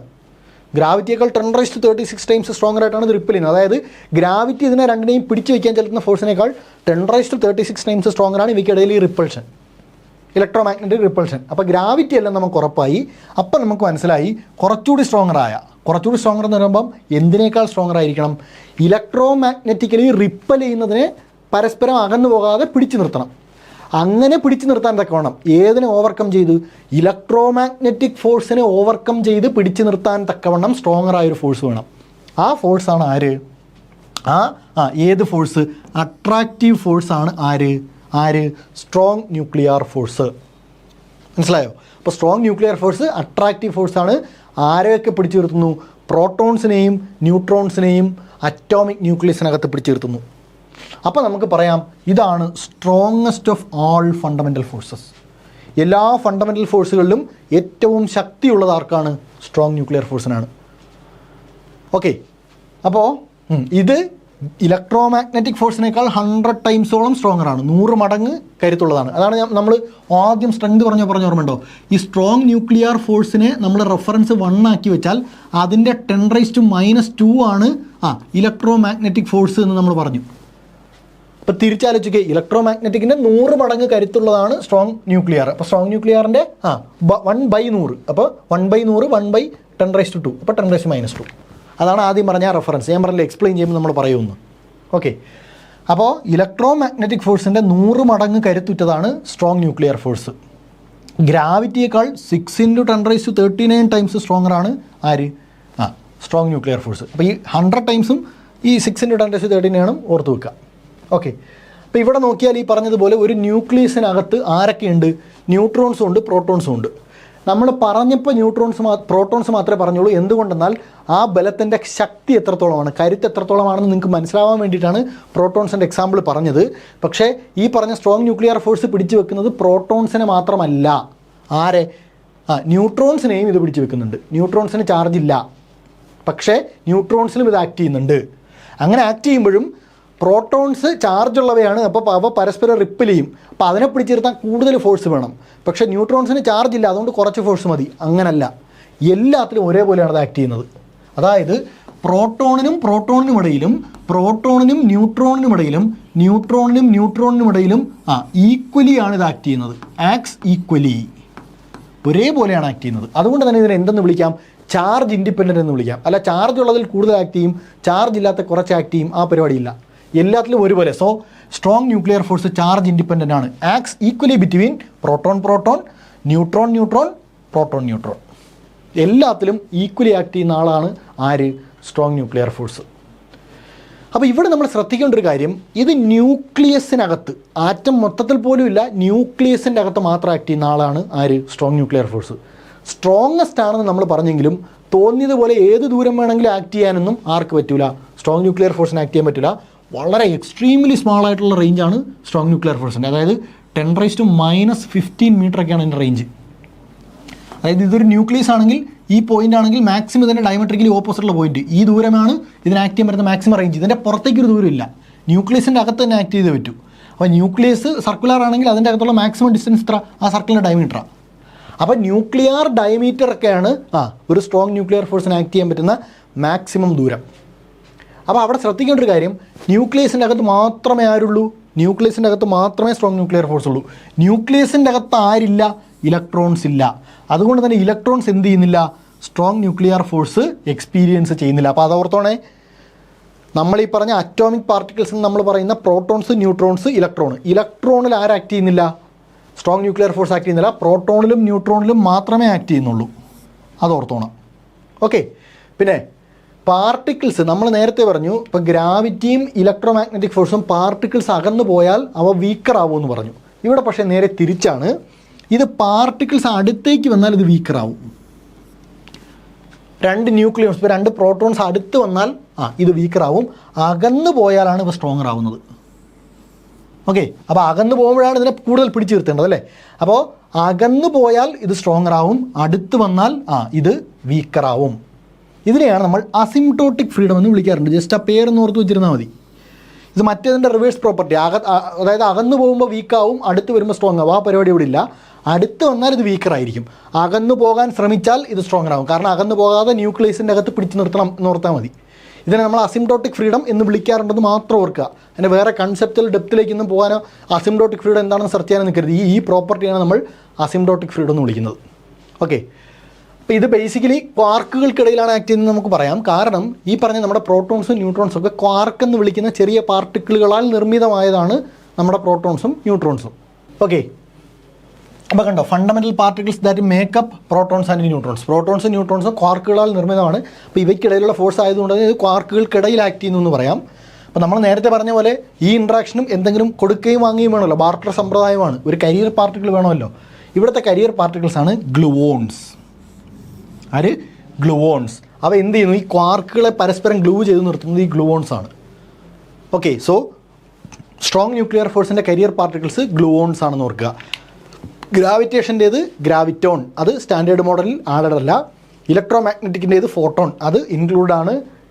ഇവിടെ സ്ട്രോങ് ന്യൂക്ലിയർ ഫോഴ്സിൻ്റെ കരിയർ പാർട്ടിക്കിൾ ഗ്ലൂവോൺ, അതും എന്താണ്? ഈ മോഡലിൽ ആഡഡ് ആണ്. ഓക്കെ, പിന്നെ റെസിഡ്യുവൽ സ്ട്രോങ് ഫോഴ്സ് എന്നൊരു സാധനമുണ്ട്. ജസ്റ്റ് എന്താണെന്ന് മാത്രം ഓർത്ത് വെച്ചാൽ മതി. അതായത് പ്രോട്ടോൺസിനും ന്യൂട്രോൺസിനും ഇടയിൽ ആക്ട് ചെയ്യുന്ന ഫോഴ്സിനെ നമ്മൾ റെസിഡ്യുവൽ സ്ട്രോങ് ഫോഴ്സ് എന്ന് വിളിക്കാറുണ്ട്. Okay, small left over fraction of this force called the residual strong force acts between protons and neutrons holding the nucleus together. അതായത് ക്വാർക്കുകൾ ചേർന്ന് പ്രോട്ടോണും ന്യൂട്രോണും ഉണ്ടാവുന്നത് തന്നെ ക്വാർക്കുകളെ ഇത് പിടിച്ചു നിർത്തുന്നതുകൊണ്ടാണ്. ബാക്കിയുള്ള ഫോഴ്സ് വെച്ചാണ് ഈ ക്വാർക്ക് ചേർന്നുണ്ടായ പ്രോട്ടോണിനെയും ന്യൂട്രോണിനെയും ഇത് ന്യൂക്ലിയസിൻ്റെ അകത്ത് പിടിച്ചു നിർത്തുന്നത്. എന്താണ്? ക്വാർക്കുകൾ പരസ്പരം ചേർന്നാണ് പ്രോട്ടോണും ന്യൂട്രോണും ഉണ്ടാകുന്നത്. ഈ ക്വാർക്കുകളെ പിടിച്ചു നിർത്തുന്ന ആരാണ്? സ്ട്രോങ് ന്യൂക്ലിയർ ഫോഴ്സാണ്. ബാക്കിയുള്ള ഫോഴ്സ് വെച്ചാണ് ഇത് ഈ പ്രോട്ടോൺസിനെയും ന്യൂട്രോൺസിനെയും ഒരു ന്യൂക്ലിയസിൻ്റെ അകത്ത് പിടിച്ചിരുന്നത്. അതിനെയാണ് റെസിഡ്യുവൽ സ്ട്രോങ് ഫോഴ്സ് എന്ന് വിളിക്കുന്നത് മാത്രം ഓർക്കുക. പക്ഷേ ഇത്രയും ഡീറ്റെയിൽഡ് ആയിട്ടൊന്നും PSC ചോദിക്കില്ല.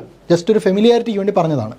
അപ്പോൾ നിങ്ങൾ ആലോചിക്കുകയെ, നമ്മുടെ ന്യൂക്ലിയസിനകത്തുള്ള പ്രോട്ടോൺസ് ന്യൂട്രോൺസ് ഇങ്ങനെയുള്ള സാധനങ്ങൾ പലയിടത്തായി ചിതറിപ്പോയാൽ ഒരാറ്റം തന്നെയില്ല. ഒരാറ്റത്തിൻ്റെ ഐഡൻറ്റിറ്റി എന്ന് പറയുന്നത്, ഒരു ആറ്റത്തെ നിർണ്ണയിക്കുന്നത് ആരാണ്? അതിൻ്റെ ന്യൂക്ലിയസ് ആണ്. ന്യൂക്ലിയർ പ്രോപ്പർട്ടീസ്, അതിൻ്റെ അകത്ത് എത്ര പ്രോട്ടോൺസ് ഉണ്ട്, എത്ര പ്രോട്ടോൺസ് ഉണ്ടോ അത്ര ഇലക്ട്രോൺസ് ഉണ്ടാവും, പിന്നെ എത്ര ന്യൂട്രോൺസ് ഉണ്ട്, ഇതൊക്കെയാണ് ഒരു ആറ്റത്തിൻ്റെ സ്റ്റെബിലിറ്റി നിർണ്ണയിക്കുന്നത്. സ്ട്രോങ് ന്യൂക്ലിയർ ഫോഴ്സ് ഇല്ലെങ്കിൽ ഇതില്ല. കാരണം ആറ്റത്തെ സ്റ്റേബിളാക്കി നിർത്തുന്ന, ആറ്റത്തിൻ്റെ ന്യൂക്ലിയസിനെ, അറ്റോമിക് ന്യൂക്ലിയസിനെ സ്റ്റേബിളാക്കി നിർത്തുന്ന ആരാണ്? സ്ട്രോങ് ന്യൂക്ലിയർ ഫോഴ്സാണ്. അപ്പോൾ ആറ്റംസിനെ സ്റ്റേബിളാക്കുന്നത് സ്ട്രോങ് ന്യൂക്ലിയർ ഫോഴ്സാണ്. അതുപോലെ എലമെൻറ്റുകൾ, പീരിയോഡിക് ടേബിളിലെ എലമെൻറ്റുകളുടെ ഒരു ബേസിസ് ഈ സ്ട്രോങ് ന്യൂക്ലിയർ ഫോഴ്സാണ് ഡിറ്റർമിൻ ചെയ്യുന്നത്. അത് നമ്മൾ ഈ പറഞ്ഞ പോലെ തന്നെ നമ്മൾ പീരിയോഡിക് ടേബിളിൽ ഇത് എന്തിൻ്റെ അടിസ്ഥാനത്തിൽ അറേഞ്ച് ചെയ്യുന്നത്? അറ്റോമിക് നമ്പറിൻ്റെ അടിസ്ഥാനത്തിലാണ്. അറ്റോമിക് നമ്പർ എന്ന് പറഞ്ഞാൽ എന്താ? പ്രോട്ടോണുകളുടെ എണ്ണമാണ് അല്ലേ. അപ്പോൾ പ്രോട്ടോണുകൾ ന്യൂക്ലിയസിൻ്റെ അകത്ത് അറേഞ്ച് ചെയ്യുന്നത് സ്ട്രോങ് ന്യൂക്ലിയർ ഫോഴ്സാണ്. അതുപോലെ ഹൈഡ്രജന് മുകളിൽ ഹെവിയർ ആയിട്ടുള്ള ഒരു ആറ്റത്തിനും എക്സിസ്റ്റ് ചെയ്യാനേ പറ്റുക സ്ട്രോങ് ന്യൂക്ലിയർ ഫോഴ്സിൽ. അതെന്തുകൊണ്ടാണ്? ഹൈഡ്രജൻ 1H1, അവിടെ എന്ത്? പ്രോട്ടോൺ ഒരെണ്ണമേ ഉള്ളൂ, ഒരൊറ്റ പ്രോട്ടോണേ ഉള്ളൂ. അതിന് മുകളിലേക്കുള്ള He തൊട്ടുള്ള ഹീലിയം തൊട്ടുള്ളത് എടുത്താൽ 2 പ്രോട്ടോൺ ഉണ്ട്. അതായത് ഒന്നിലധികം ഒരേ ചാർജുള്ള ഒന്നിലധികം പാർട്ടിക്കിൾസാണ് ഹൈഡ്രജന് മുകളിലേക്കുള്ള എല്ലാ എലമെൻറ്റിലും. അവിടെ റിപ്പൾഷൻ വരും. അപ്പോൾ ഈ ഫോഴ്സ് ഇല്ലെങ്കിൽ അതിനൊന്നിനും എക്സിസ്റ്റ് ചെയ്യാൻ പറ്റില്ല എന്ന ലോജിക്കാണ് ഇവിടെ. ഓക്കെ, അപ്പോൾ ഇതാണ് സ്ട്രോങ് ന്യൂക്ലിയർ ഫോഴ്സ്. അപ്പോൾ സ്ട്രോങ് ന്യൂക്ലിയർ ഫോഴ്സ് പറഞ്ഞപ്പോൾ നമ്മൾ പറഞ്ഞു ആറ്റത്തിൻ്റെ ന്യൂക്ലിയർ സ്റ്റെബിലിറ്റി എന്ന് പറയുന്നത്, അല്ലെങ്കിൽ ആറ്റത്തിൻ്റെ സ്റ്റെബിലിറ്റി എന്ന് പറയുന്നത് ആര് നിർണ്ണയിക്കുന്നു? Strong nuclear force. ആറ്റത്തിൻ്റെ സ്ട്രക്ചർ ആരാണ് നിർണ്ണയിക്കുന്നത്? ആറ്റത്തിൻ്റെ സ്ട്രക്ചർ നമ്മുടെ ഇലക്ട്രോ മാഗ്നറ്റിക് ഫോഴ്സാണ് നിർണ്ണയിക്കുന്നത്. കാരണം ഒരാറ്റത്തിൻ്റെ ന്യൂക്ലിയസിൽ കുറേ പോസിറ്റീവ് ചാർജുകളുണ്ട്, ഇതിൻ്റെ ചുറ്റാകെ ഇലക്ട്രോണുകളുണ്ട്. ഇലക്ട്രോണുകൾ എന്ന് പറഞ്ഞാൽ നെഗറ്റീവ് ചാർജുകളാണ്. അപ്പോൾ ഈ പോസിറ്റീവ് ചാർജും ഈ നെഗറ്റീവ് ചാർജും തമ്മിൽ ഒരു ഇലക്ട്രോ മാഗ്നറ്റിക് ഇൻട്രാക്ഷൻ ഇല്ലേ, അത് അട്രാക്റ്റീവ് ആയിരിക്കും. ഇനി ഈ 2 ഇലക്ട്രോണുകൾ നെഗറ്റീവ്ലി ചാർജ്ഡ് അല്ലേ, ഇതിനിടയിൽ ഒരു ഇലക്ട്രോ മാഗ്നറ്റിക് റിപ്പൾഷൻ ഇല്ലേ. അപ്പോൾ ഇവിടെ തന്നെ ഒരു റിപ്പൾഷനും ഉണ്ട്, ഒരു അട്രാക്ഷനും ഉണ്ട്. അപ്പോൾ ഒരു ആറ്റത്തിൻ്റെ സ്ട്രക്ചർ എന്ന് പറയുന്നത് ഈ അട്രാക്ഷനും റിപ്പൾഷനും ഒക്കെ ബാലൻസ് ചെയ്യാൻ തക്കവണ്ണമായിരിക്കും. ഇനി ഒരു ബോണ്ട് ഫോം ചെയ്യുമ്പോൾ തന്നെ, ഇനിയിപ്പോൾ നിങ്ങൾക്ക് ഹൈബ്രിഡൈസേഷനൊക്കെ പഠിക്കാനുണ്ട് കെമിസ്ട്രിയിൽ, മെയിൻസിൻ്റെ സിലബസിൽ. ഈ ഹൈബ്രിഡൈസ്ഡ് സ്ട്രക്ചർ എന്നൊക്കെ നമ്മൾ പറയും. അതായത് ഒന്നിലധികം ആറ്റങ്ങൾ ചേർന്ന് പുതിയൊരു സാധനം ഉണ്ടാകുമ്പോൾ അതിൻ്റെ സ്ട്രക്ചർ എന്നത് എന്തിൻ്റെ അടിസ്ഥാനത്തിലാണ്? ഈ അവിടെ ഉണ്ടാകുന്ന പോസിറ്റീവ് നെഗറ്റീവ് ചാർജുകൾക്കിടയിൽ അട്രാക്ഷൻ, റിപ്പൾഷൻ, ഇതിനെയൊക്കെ ബാലൻസ് ചെയ്യാൻ തക്കവണ്ണമാണ് ഒരു സ്ട്രക്ചർ തന്നെ ഡിറ്റർമിൻ ചെയ്യപ്പെടുന്നത്. അപ്പോൾ അറ്റോമിക് മോളിക്കുലർ സ്ട്രക്ചേഴ്സിനെ ഡിറ്റർമിൻ ചെയ്യുന്നത് ആരാണ്? ഇലക്ട്രോ മാഗ്നറ്റിക് ഫോഴ്സാണ്. എന്നാൽ ആറ്റത്തിൻ്റെ സ്റ്റെബിലിറ്റിയെ നിർണ്ണയിക്കുന്നത് ആരാണ്? അറ്റോമിക് ന്യൂക്ലിയസിൻ്റെ സ്റ്റെബിലിറ്റിയെ നിർണ്ണയിക്കുന്നത് സ്ട്രോങ് ന്യൂക്ലിയർ ഫോഴ്സാണ്. അപ്പോൾ അതാണ് സ്ട്രോങ് ന്യൂക്ലിയർ ഫോഴ്സ്. അപ്പോൾ നമ്മൾ 3 പറഞ്ഞു: gravity, electromagnetic, strong nuclear. ഇനി ഒരെണ്ണം കൂടിയാണ് നമ്മുടെ ഫണ്ടമെൻ്റൽ ഫോഴ്സിലുള്ളത്. അതാണ് വീക്ക് ന്യൂക്ലിയർ ഫോഴ്സ് അഥവാ ക്ഷീണാണവബലം. ഇത് ന്യൂക്ലിയർ പ്രോസസ്സുകളുടെ സമയത്തുണ്ടാവുന്നൊരു ഫോഴ്സാണ്. ന്യൂക്ലിയർ പ്രോസസ്സുകളുടെ സമയത്തുണ്ടാവുന്നൊരു ഫോഴ്സാണ്. ന്യൂക്ലിയർ പ്രോസസ്സ് എന്ന് പറഞ്ഞാൽ ന്യൂക്ലിയസിനുണ്ടാവുന്ന ചേഞ്ച്. ഓക്കെ, അപ്പോൾ എന്ന് പറഞ്ഞാൽ എന്താണ്? മെയിൻലി ബീറ്റ ഡി കെ എന്ന് പറയുന്നൊരു പ്രോസസ്സാണ്. ഓക്കെ, ബീറ്റ ഡി കെയിൽ സംഭവിക്കുന്നത് എന്താണ് എന്ന് നമുക്ക് നോക്കാം. സബ് അറ്റോമിക് പാർട്ടിക്കിൾസിൻ്റെ ചേഞ്ചാണ് അവിടെ സംഭവിക്കുന്നത്. അതായത് ബീറ്റ ഡി കെയിൽ സംഭവിക്കുന്നത് ഒരു ന്യൂക്ലിയസിൽ നിന്ന് ഒരു ഇലക്ട്രോൺ പുറത്തു വരുന്നു, കൂടെ ഒരു ആൻറ്റി ന്യൂട്രിനോയും വരുന്നു. ആൻറ്റി ന്യൂട്രിനോ എന്ന് പറഞ്ഞാൽ അൺചാർജ്ഡ് ആയ, ചാർജ് ഇല്ലാത്ത, നിയർലി മാസ്ലെസ് ആയ ഒരു പാർട്ടിക്കിളാണ് ആൻറ്റി ന്യൂട്രിനോ. നമുക്കറിയാം ന്യൂക്ലിയസിനകത്ത് പ്രോട്ടോൺസും ന്യൂട്രോൺസും മാത്രമേ ഉള്ളൂ. പോസിറ്റീവ് ചാർജുള്ള പ്രോട്ടോണും ചാർജ് ഇല്ലാത്ത ന്യൂട്രോണും മാത്രമേ എവിടെയുള്ളൂ? ന്യൂക്ലിയസിനകത്തുള്ളൂ. അതിൻ്റെ അകത്ത് നിന്ന് എങ്ങനെ ഒരു ഇലക്ട്രോൺ പുറത്തു വരും? സാധ്യമല്ല. അപ്പോൾ അവിടെ സംഭവിക്കുന്നത് ഈ ന്യൂട്രോൺ എന്താവും? ചാർജ് ഇല്ലാത്ത ന്യൂട്രോൺ ഒരു ഇലക്ട്രോണായി മാറും. അങ്ങനെ ആകുമ്പോൾ എന്താ സംഭവിക്കുന്നത്? ചാർജ് കൺസർവ്ഡ് ആയിരിക്കണം. ഇക്വേഷൻ്റെ 2 സൈഡിൽ ഒരേ ചാർജ് ആയിരിക്കണം. മാസ് കൺസർവേഷനൊക്കെ പറയും പോലെ തന്നെ ചാർജ് കൺസർവേഷൻ ഉണ്ട്. ഇവിടെ എത്ര ചാർജാണോ അതേ ചാർജ് ആയിരിക്കണം ഇപ്പുറത്തും. അപ്പോൾ ന്യൂട്രോൺ മാറി ഒരു ഇലക്ട്രോൺ ആയെന്ന് പറയുമ്പോൾ ഇവിടെ 0 ചാർജ് ആയിരുന്നു, ഇവിടെ മൈനസ് ചാർജ്. അപ്പോൾ ഇവിടെ മൈനസ് ഉണ്ട്, ഇവിടെയും ടോട്ടൽ ചാർജ് 0 ആവണം. അപ്പോൾ ഇവിടെ പോസിറ്റീവ് ചാർജുള്ള സാധനം വരണം. അതാര്? പ്രോട്ടോൺ. അപ്പോൾ ഒരു ന്യൂട്രോൺ ഒരു ഇലക്ട്രോണും പ്രോട്ടോണുമായി സ്പ്ലിറ്റ് ആവും. സ്പ്ലിറ്റ് ആയിട്ട് ഈ ഇലക്ട്രോണും ആൻറ്റി ന്യൂട്രിനോയും കൂടി എന്ത് ചെയ്യും? പുറത്തു വരും. ഇലക്ട്രോണും ആൻറ്റി ന്യൂട്രിനോയും കൂടി ന്യൂക്ലിയസിന് പുറത്ത് വരും. ഇലക്ട്രോണിന് ഒരിക്കലും ന്യൂക്ലിയസിൻ്റെ അകത്തിരിക്കാൻ പറ്റില്ല. അപ്പോൾ ആ ഇലക്ട്രോൺ പുറന്തള്ളും. അപ്പോൾ ന്യൂട്രോൺ എന്തായി? ഇലക്ട്രോണും പ്രോട്ടോണുമായി. അപ്പോൾ ചാർജ് സെയിമാ. ഇവിടെ 0, ഇവിടെ ഈ മൈനസും പ്ലസും കൂടെ 0 ആവും. ഒരു ന്യൂട്രോൺ ഇലക്ട്രോണും പ്രോട്ടോണുമായി മാറിയിട്ട് ആ ഇലക്ട്രോണും ആൻറ്റി ന്യൂട്രിനോയും കൂടി എവിടെ വരും? ന്യൂക്ലിയസിൽ നിന്ന് പുറത്ത് ചാടും. ഇതിനെയാണ് നമ്മൾ ബീറ്റ ഡി കെ എന്ന് വിളിക്കുന്നത്. ഈ ബീറ്റ ഡി കെ സംഭവിക്കുന്നത് എങ്ങനെയാണെന്ന് ചോദിച്ചാൽ, നമ്മൾ പറഞ്ഞു പ്രോട്ടോണും ന്യൂട്രോണും നിർമ്മിക്കപ്പെട്ടിരിക്കുന്നത് ക്വാർക്കുകൾ കൊണ്ടാണെന്ന് പറഞ്ഞു. ജസ്റ്റ് മനസ്സിലാക്കാൻ വേണ്ടി പറയുകയാണ്, ഓവറായിട്ട് ആലോചിച്ച് വെക്കരുത്. പ്രോട്ടോണിൻ്റെ ക്വാർക്ക് സ്ട്രക്ചർ UUD ആണ്. അതായത് U എന്ന് പറഞ്ഞാൽ അപ്പ് ക്വാർക്ക്, D എന്ന് പറഞ്ഞാൽ ഡൗൺ ക്വാർക്ക്. ന്യൂട്രോണിൻ്റെ സ്ട്രക്ചർ UDD ആണ്. ഇതാണ് ന്യൂട്രോണിൻ്റെത്, ഇതാണ് പ്രോട്ടോണിൻ്റെത്. അപ്പോൾ ഒരു ന്യൂട്രോൺ ഒരു പ്രോട്ടോണായി മാറി കൂടെ ഒരു ഇലക്ട്രോൺ ഉണ്ടായി എന്ന് പറഞ്ഞതിൻ്റെ അർത്ഥം എന്താണ്? UDD മാറി UUD ആയി. അതായത് ഈ നടുക്കത്തൊരു ഡൗൺ ക്വാർക്ക് അപ്പ് ക്വാർക്കായി മാറി, അല്ലേ? UDD UUD ആണെങ്കിൽ ഈ D U ആയി മാറണം. അപ്പോൾ ന്യൂട്രോൺ പ്രോട്ടോണും ഇലക്ട്രോണുമായി മാറി ഇലക്ട്രോണിനെ പുറന്തള്ളി എന്ന് പറഞ്ഞാൽ അതിൻ്റെ അർത്ഥം ക്വാർക്കുകൾ ചേഞ്ച് ചെയ്തു എന്നാണ്. അതായത് ഒരു ഡൗൺ ക്വാർക്ക് ഒരു ന്യൂട്രോണിലെ ഒരു ഡൗൺ ക്വാർക്ക് ഒരു അപ്പ് ക്വാർക്കായി മാറി, എന്നാൽ മാത്രമേ അതിന് പ്രോട്ടോണായി മാറാൻ പറ്റൂ. അങ്ങനെ അത് പ്രോട്ടോണും ഇലക്ട്രോണുമായി ഒരു ഇലക്ട്രോണിനെ പുറന്തള്ളി. ഇതാണ് ബീറ്റ ഡി കെയിൽ നടക്കുന്നത്. So beta D K is basically എന്താണ് ബീറ്റ ഡി കെയിൽ സംഭവിക്കുന്നത്? ബീറ്റ ഡി കെയിൽ എന്താണ് സംഭവിക്കുന്നത്? ഒരു എലമെൻറ്റ് മറ്റൊരു എലമെൻ്റ് ആവുക. കാരണം ഒരു എലമെൻ്റ് ആരാണെന്ന് നിശ്ചയിക്കുന്നത് ആരാണ്? അതിൻ്റെ അറ്റോമിക് നമ്പറാണ്. ശ്രദ്ധിച്ച് കേട്ടെ, ഒരു എലമെൻ്റ് ആരാണ് എന്ന് നിശ്ചയിക്കുന്നത് ആ എലമെൻറ്റിൻ്റെ അറ്റോമിക് നമ്പറാണ്. അറ്റോമിക് നമ്പർ എന്ന് പറഞ്ഞാൽ എന്താണ്? Number of protons in the nucleus. ന്യൂക്ലിയസിലെ പ്രോട്ടോണുകളുടെ എണ്ണമാണ് അറ്റോമിക് നമ്പർ. നിങ്ങൾ നോക്കിയേ, ഇവിടെ 11 പ്രോട്ടോണും അതുപോലെ 6 ന്യൂട്രോണും ഉണ്ടായിരുന്ന ഒരു ന്യൂക്ലിയസ് ആണെന്ന് വിചാരിക്കുക. ഇതിന് ബീറ്റ ഡി കെ നടന്നപ്പോൾ 6 ന്യൂട്രോണിൽ ഒരെണ്ണം ഒരു പ്രോട്ടോൺ ഇലക്ട്രോണായി, ഇലക്ട്രോൺ പുറത്തുപോയി. അപ്പോൾ ഇവിടെ മൊത്തത്തിൽ എത്രയായി? 12 പ്രോട്ടോണും അതുപോലെ 5 ന്യൂട്രോണുമായി. 11 പ്രോട്ടോൺ ഉണ്ടായിരുന്ന എലമെൻറ്റ് എന്തായി മാറി? 12 പ്രോട്ടോണുള്ള എലമെൻറ്റായി. അത് പുതിയൊരു എലമെൻറ്റായി. അപ്പോൾ ഇങ്ങനെയാണ് ഒരു എലമെൻറ്റ് മറ്റൊന്നായി മാറുന്നത്. This is how one element can transform in to another. ഇങ്ങനെ ഒരു എലമെൻറ്റ് മറ്റൊരു എലമെൻ്റ് ആവുന്ന സമയത്ത് ഉണ്ടാവുന്ന ഫോഴ്സാണ് ആര്? Week nuclear force. ഒരു എലമെൻറ്റ് മറ്റൊരു എലമെൻ്റ് ആവുന്ന സമയത്ത് ഉണ്ടാവുന്ന ഫോഴ്സാണ് വീക്ക് ന്യൂക്ലിയർ ഫോഴ്സ്. പേര് പോലെ തന്നെ ഇത് സ്ട്രോങ് ന്യൂക്ലിയറിനെയും ഇലക്ട്രോ മാഗ്നറ്റിക്കിനെയും വെച്ച് നോക്കിയാൽ ഒരുപാട് വീക്കാണ്, പക്ഷേ ഗ്രാവിറ്റിയേക്കാൾ ഒരുപാട് സ്ട്രോങ് ആണ്. അപ്പോൾ സ്ട്രോങ് ന്യൂക്ലിയർ, ഇലക്ട്രോ മാഗ്നറ്റിക് രണ്ടിനേക്കാൾ വീക്കാണ്, പക്ഷേ ഗ്രാവിറ്റിയേക്കാൾ സ്ട്രോങ് ആണ്. ഓക്കെ, സ്ട്രോങ് ഫോഴ്സിനെ വെച്ചാൽ മില്യൺ ടൈംസോളം വീക്കാണ്. ഓക്കെ, ഇതിൻ്റെയും റേഞ്ച് എന്താണ്? ന്യൂക്ലിയസിൻ്റെയും അകത്ത് നടക്കുന്നതാണ്. അപ്പോൾ ന്യൂക്ലിയർ റേഞ്ച് പോലും ഇല്ല, ന്യൂക്ലിയസിൻ്റെ അകത്ത് നടക്കുന്ന ഒരു റിയാക്ഷനാണ്. അപ്പോൾ 10⁻⁻18, അതായത് ഇതൊരു റേഞ്ചായിട്ട് പറഞ്ഞാൽ ഒരു 10⁻⁻16 to 10⁻⁻18 മീറ്റർ റേഞ്ച് വരെയൊക്കെയാണ് ആക്ട് ചെയ്യുന്നത് വീക്ക് ന്യൂക്ലിയർ ഫോഴ്സ് ആക്ട് ചെയ്യുന്നത്. അപ്പോൾ സബ് അറ്റോമിക്കും അല്ല, പ്രോട്ടോണും ന്യൂട്രോണും ഇലക്ട്രോണും അല്ല, അതിൻ്റെ അകത്ത് ഈ പറഞ്ഞ ക്വാർക്ക് ചേഞ്ചിലാണ് ആക്ട് ചെയ്യുന്നത്? വീക്ക് ന്യൂക്ലിയർ ഫോഴ്സ് ആക്ട് ചെയ്യുന്നത്. അപ്പോൾ ഇതിനെ നമ്മൾ ഫ്ലേവർ ചേഞ്ച് ഓഫ് ക്വാർക്ക് എന്നാണ് പറയുന്നത്. അതായത് ഒരു ഡൗൺ ക്വാർക്ക് ഒരു അപ്പ് ക്വാർക്ക്. അപ്പോൾ ഡൗൺ എന്ന ഫ്ലേവർ മാറി അപ്പ് എന്ന ഫ്ലേവർ ആയി എന്നാണ് നമ്മൾ ഫിസിക്സിൽ പറയുന്നത്. അപ്പോൾ ജസ്റ്റ് ആ സെൻറ്റൻസ് മാത്രം ഓർത്ത് വയ്ക്കുക. ക്വാർക്കുകളുടെ ഫ്ലേവർ ചേഞ്ചിൻ്റെ സമയത്താണ് ആരുണ്ടാവുന്നത്? വീക്ക് ന്യൂക്ലിയർ ഫോഴ്സ് ഉണ്ടാവുന്നത്. അപ്പോൾ weak nuclear force appears when there is a flavour change of quark.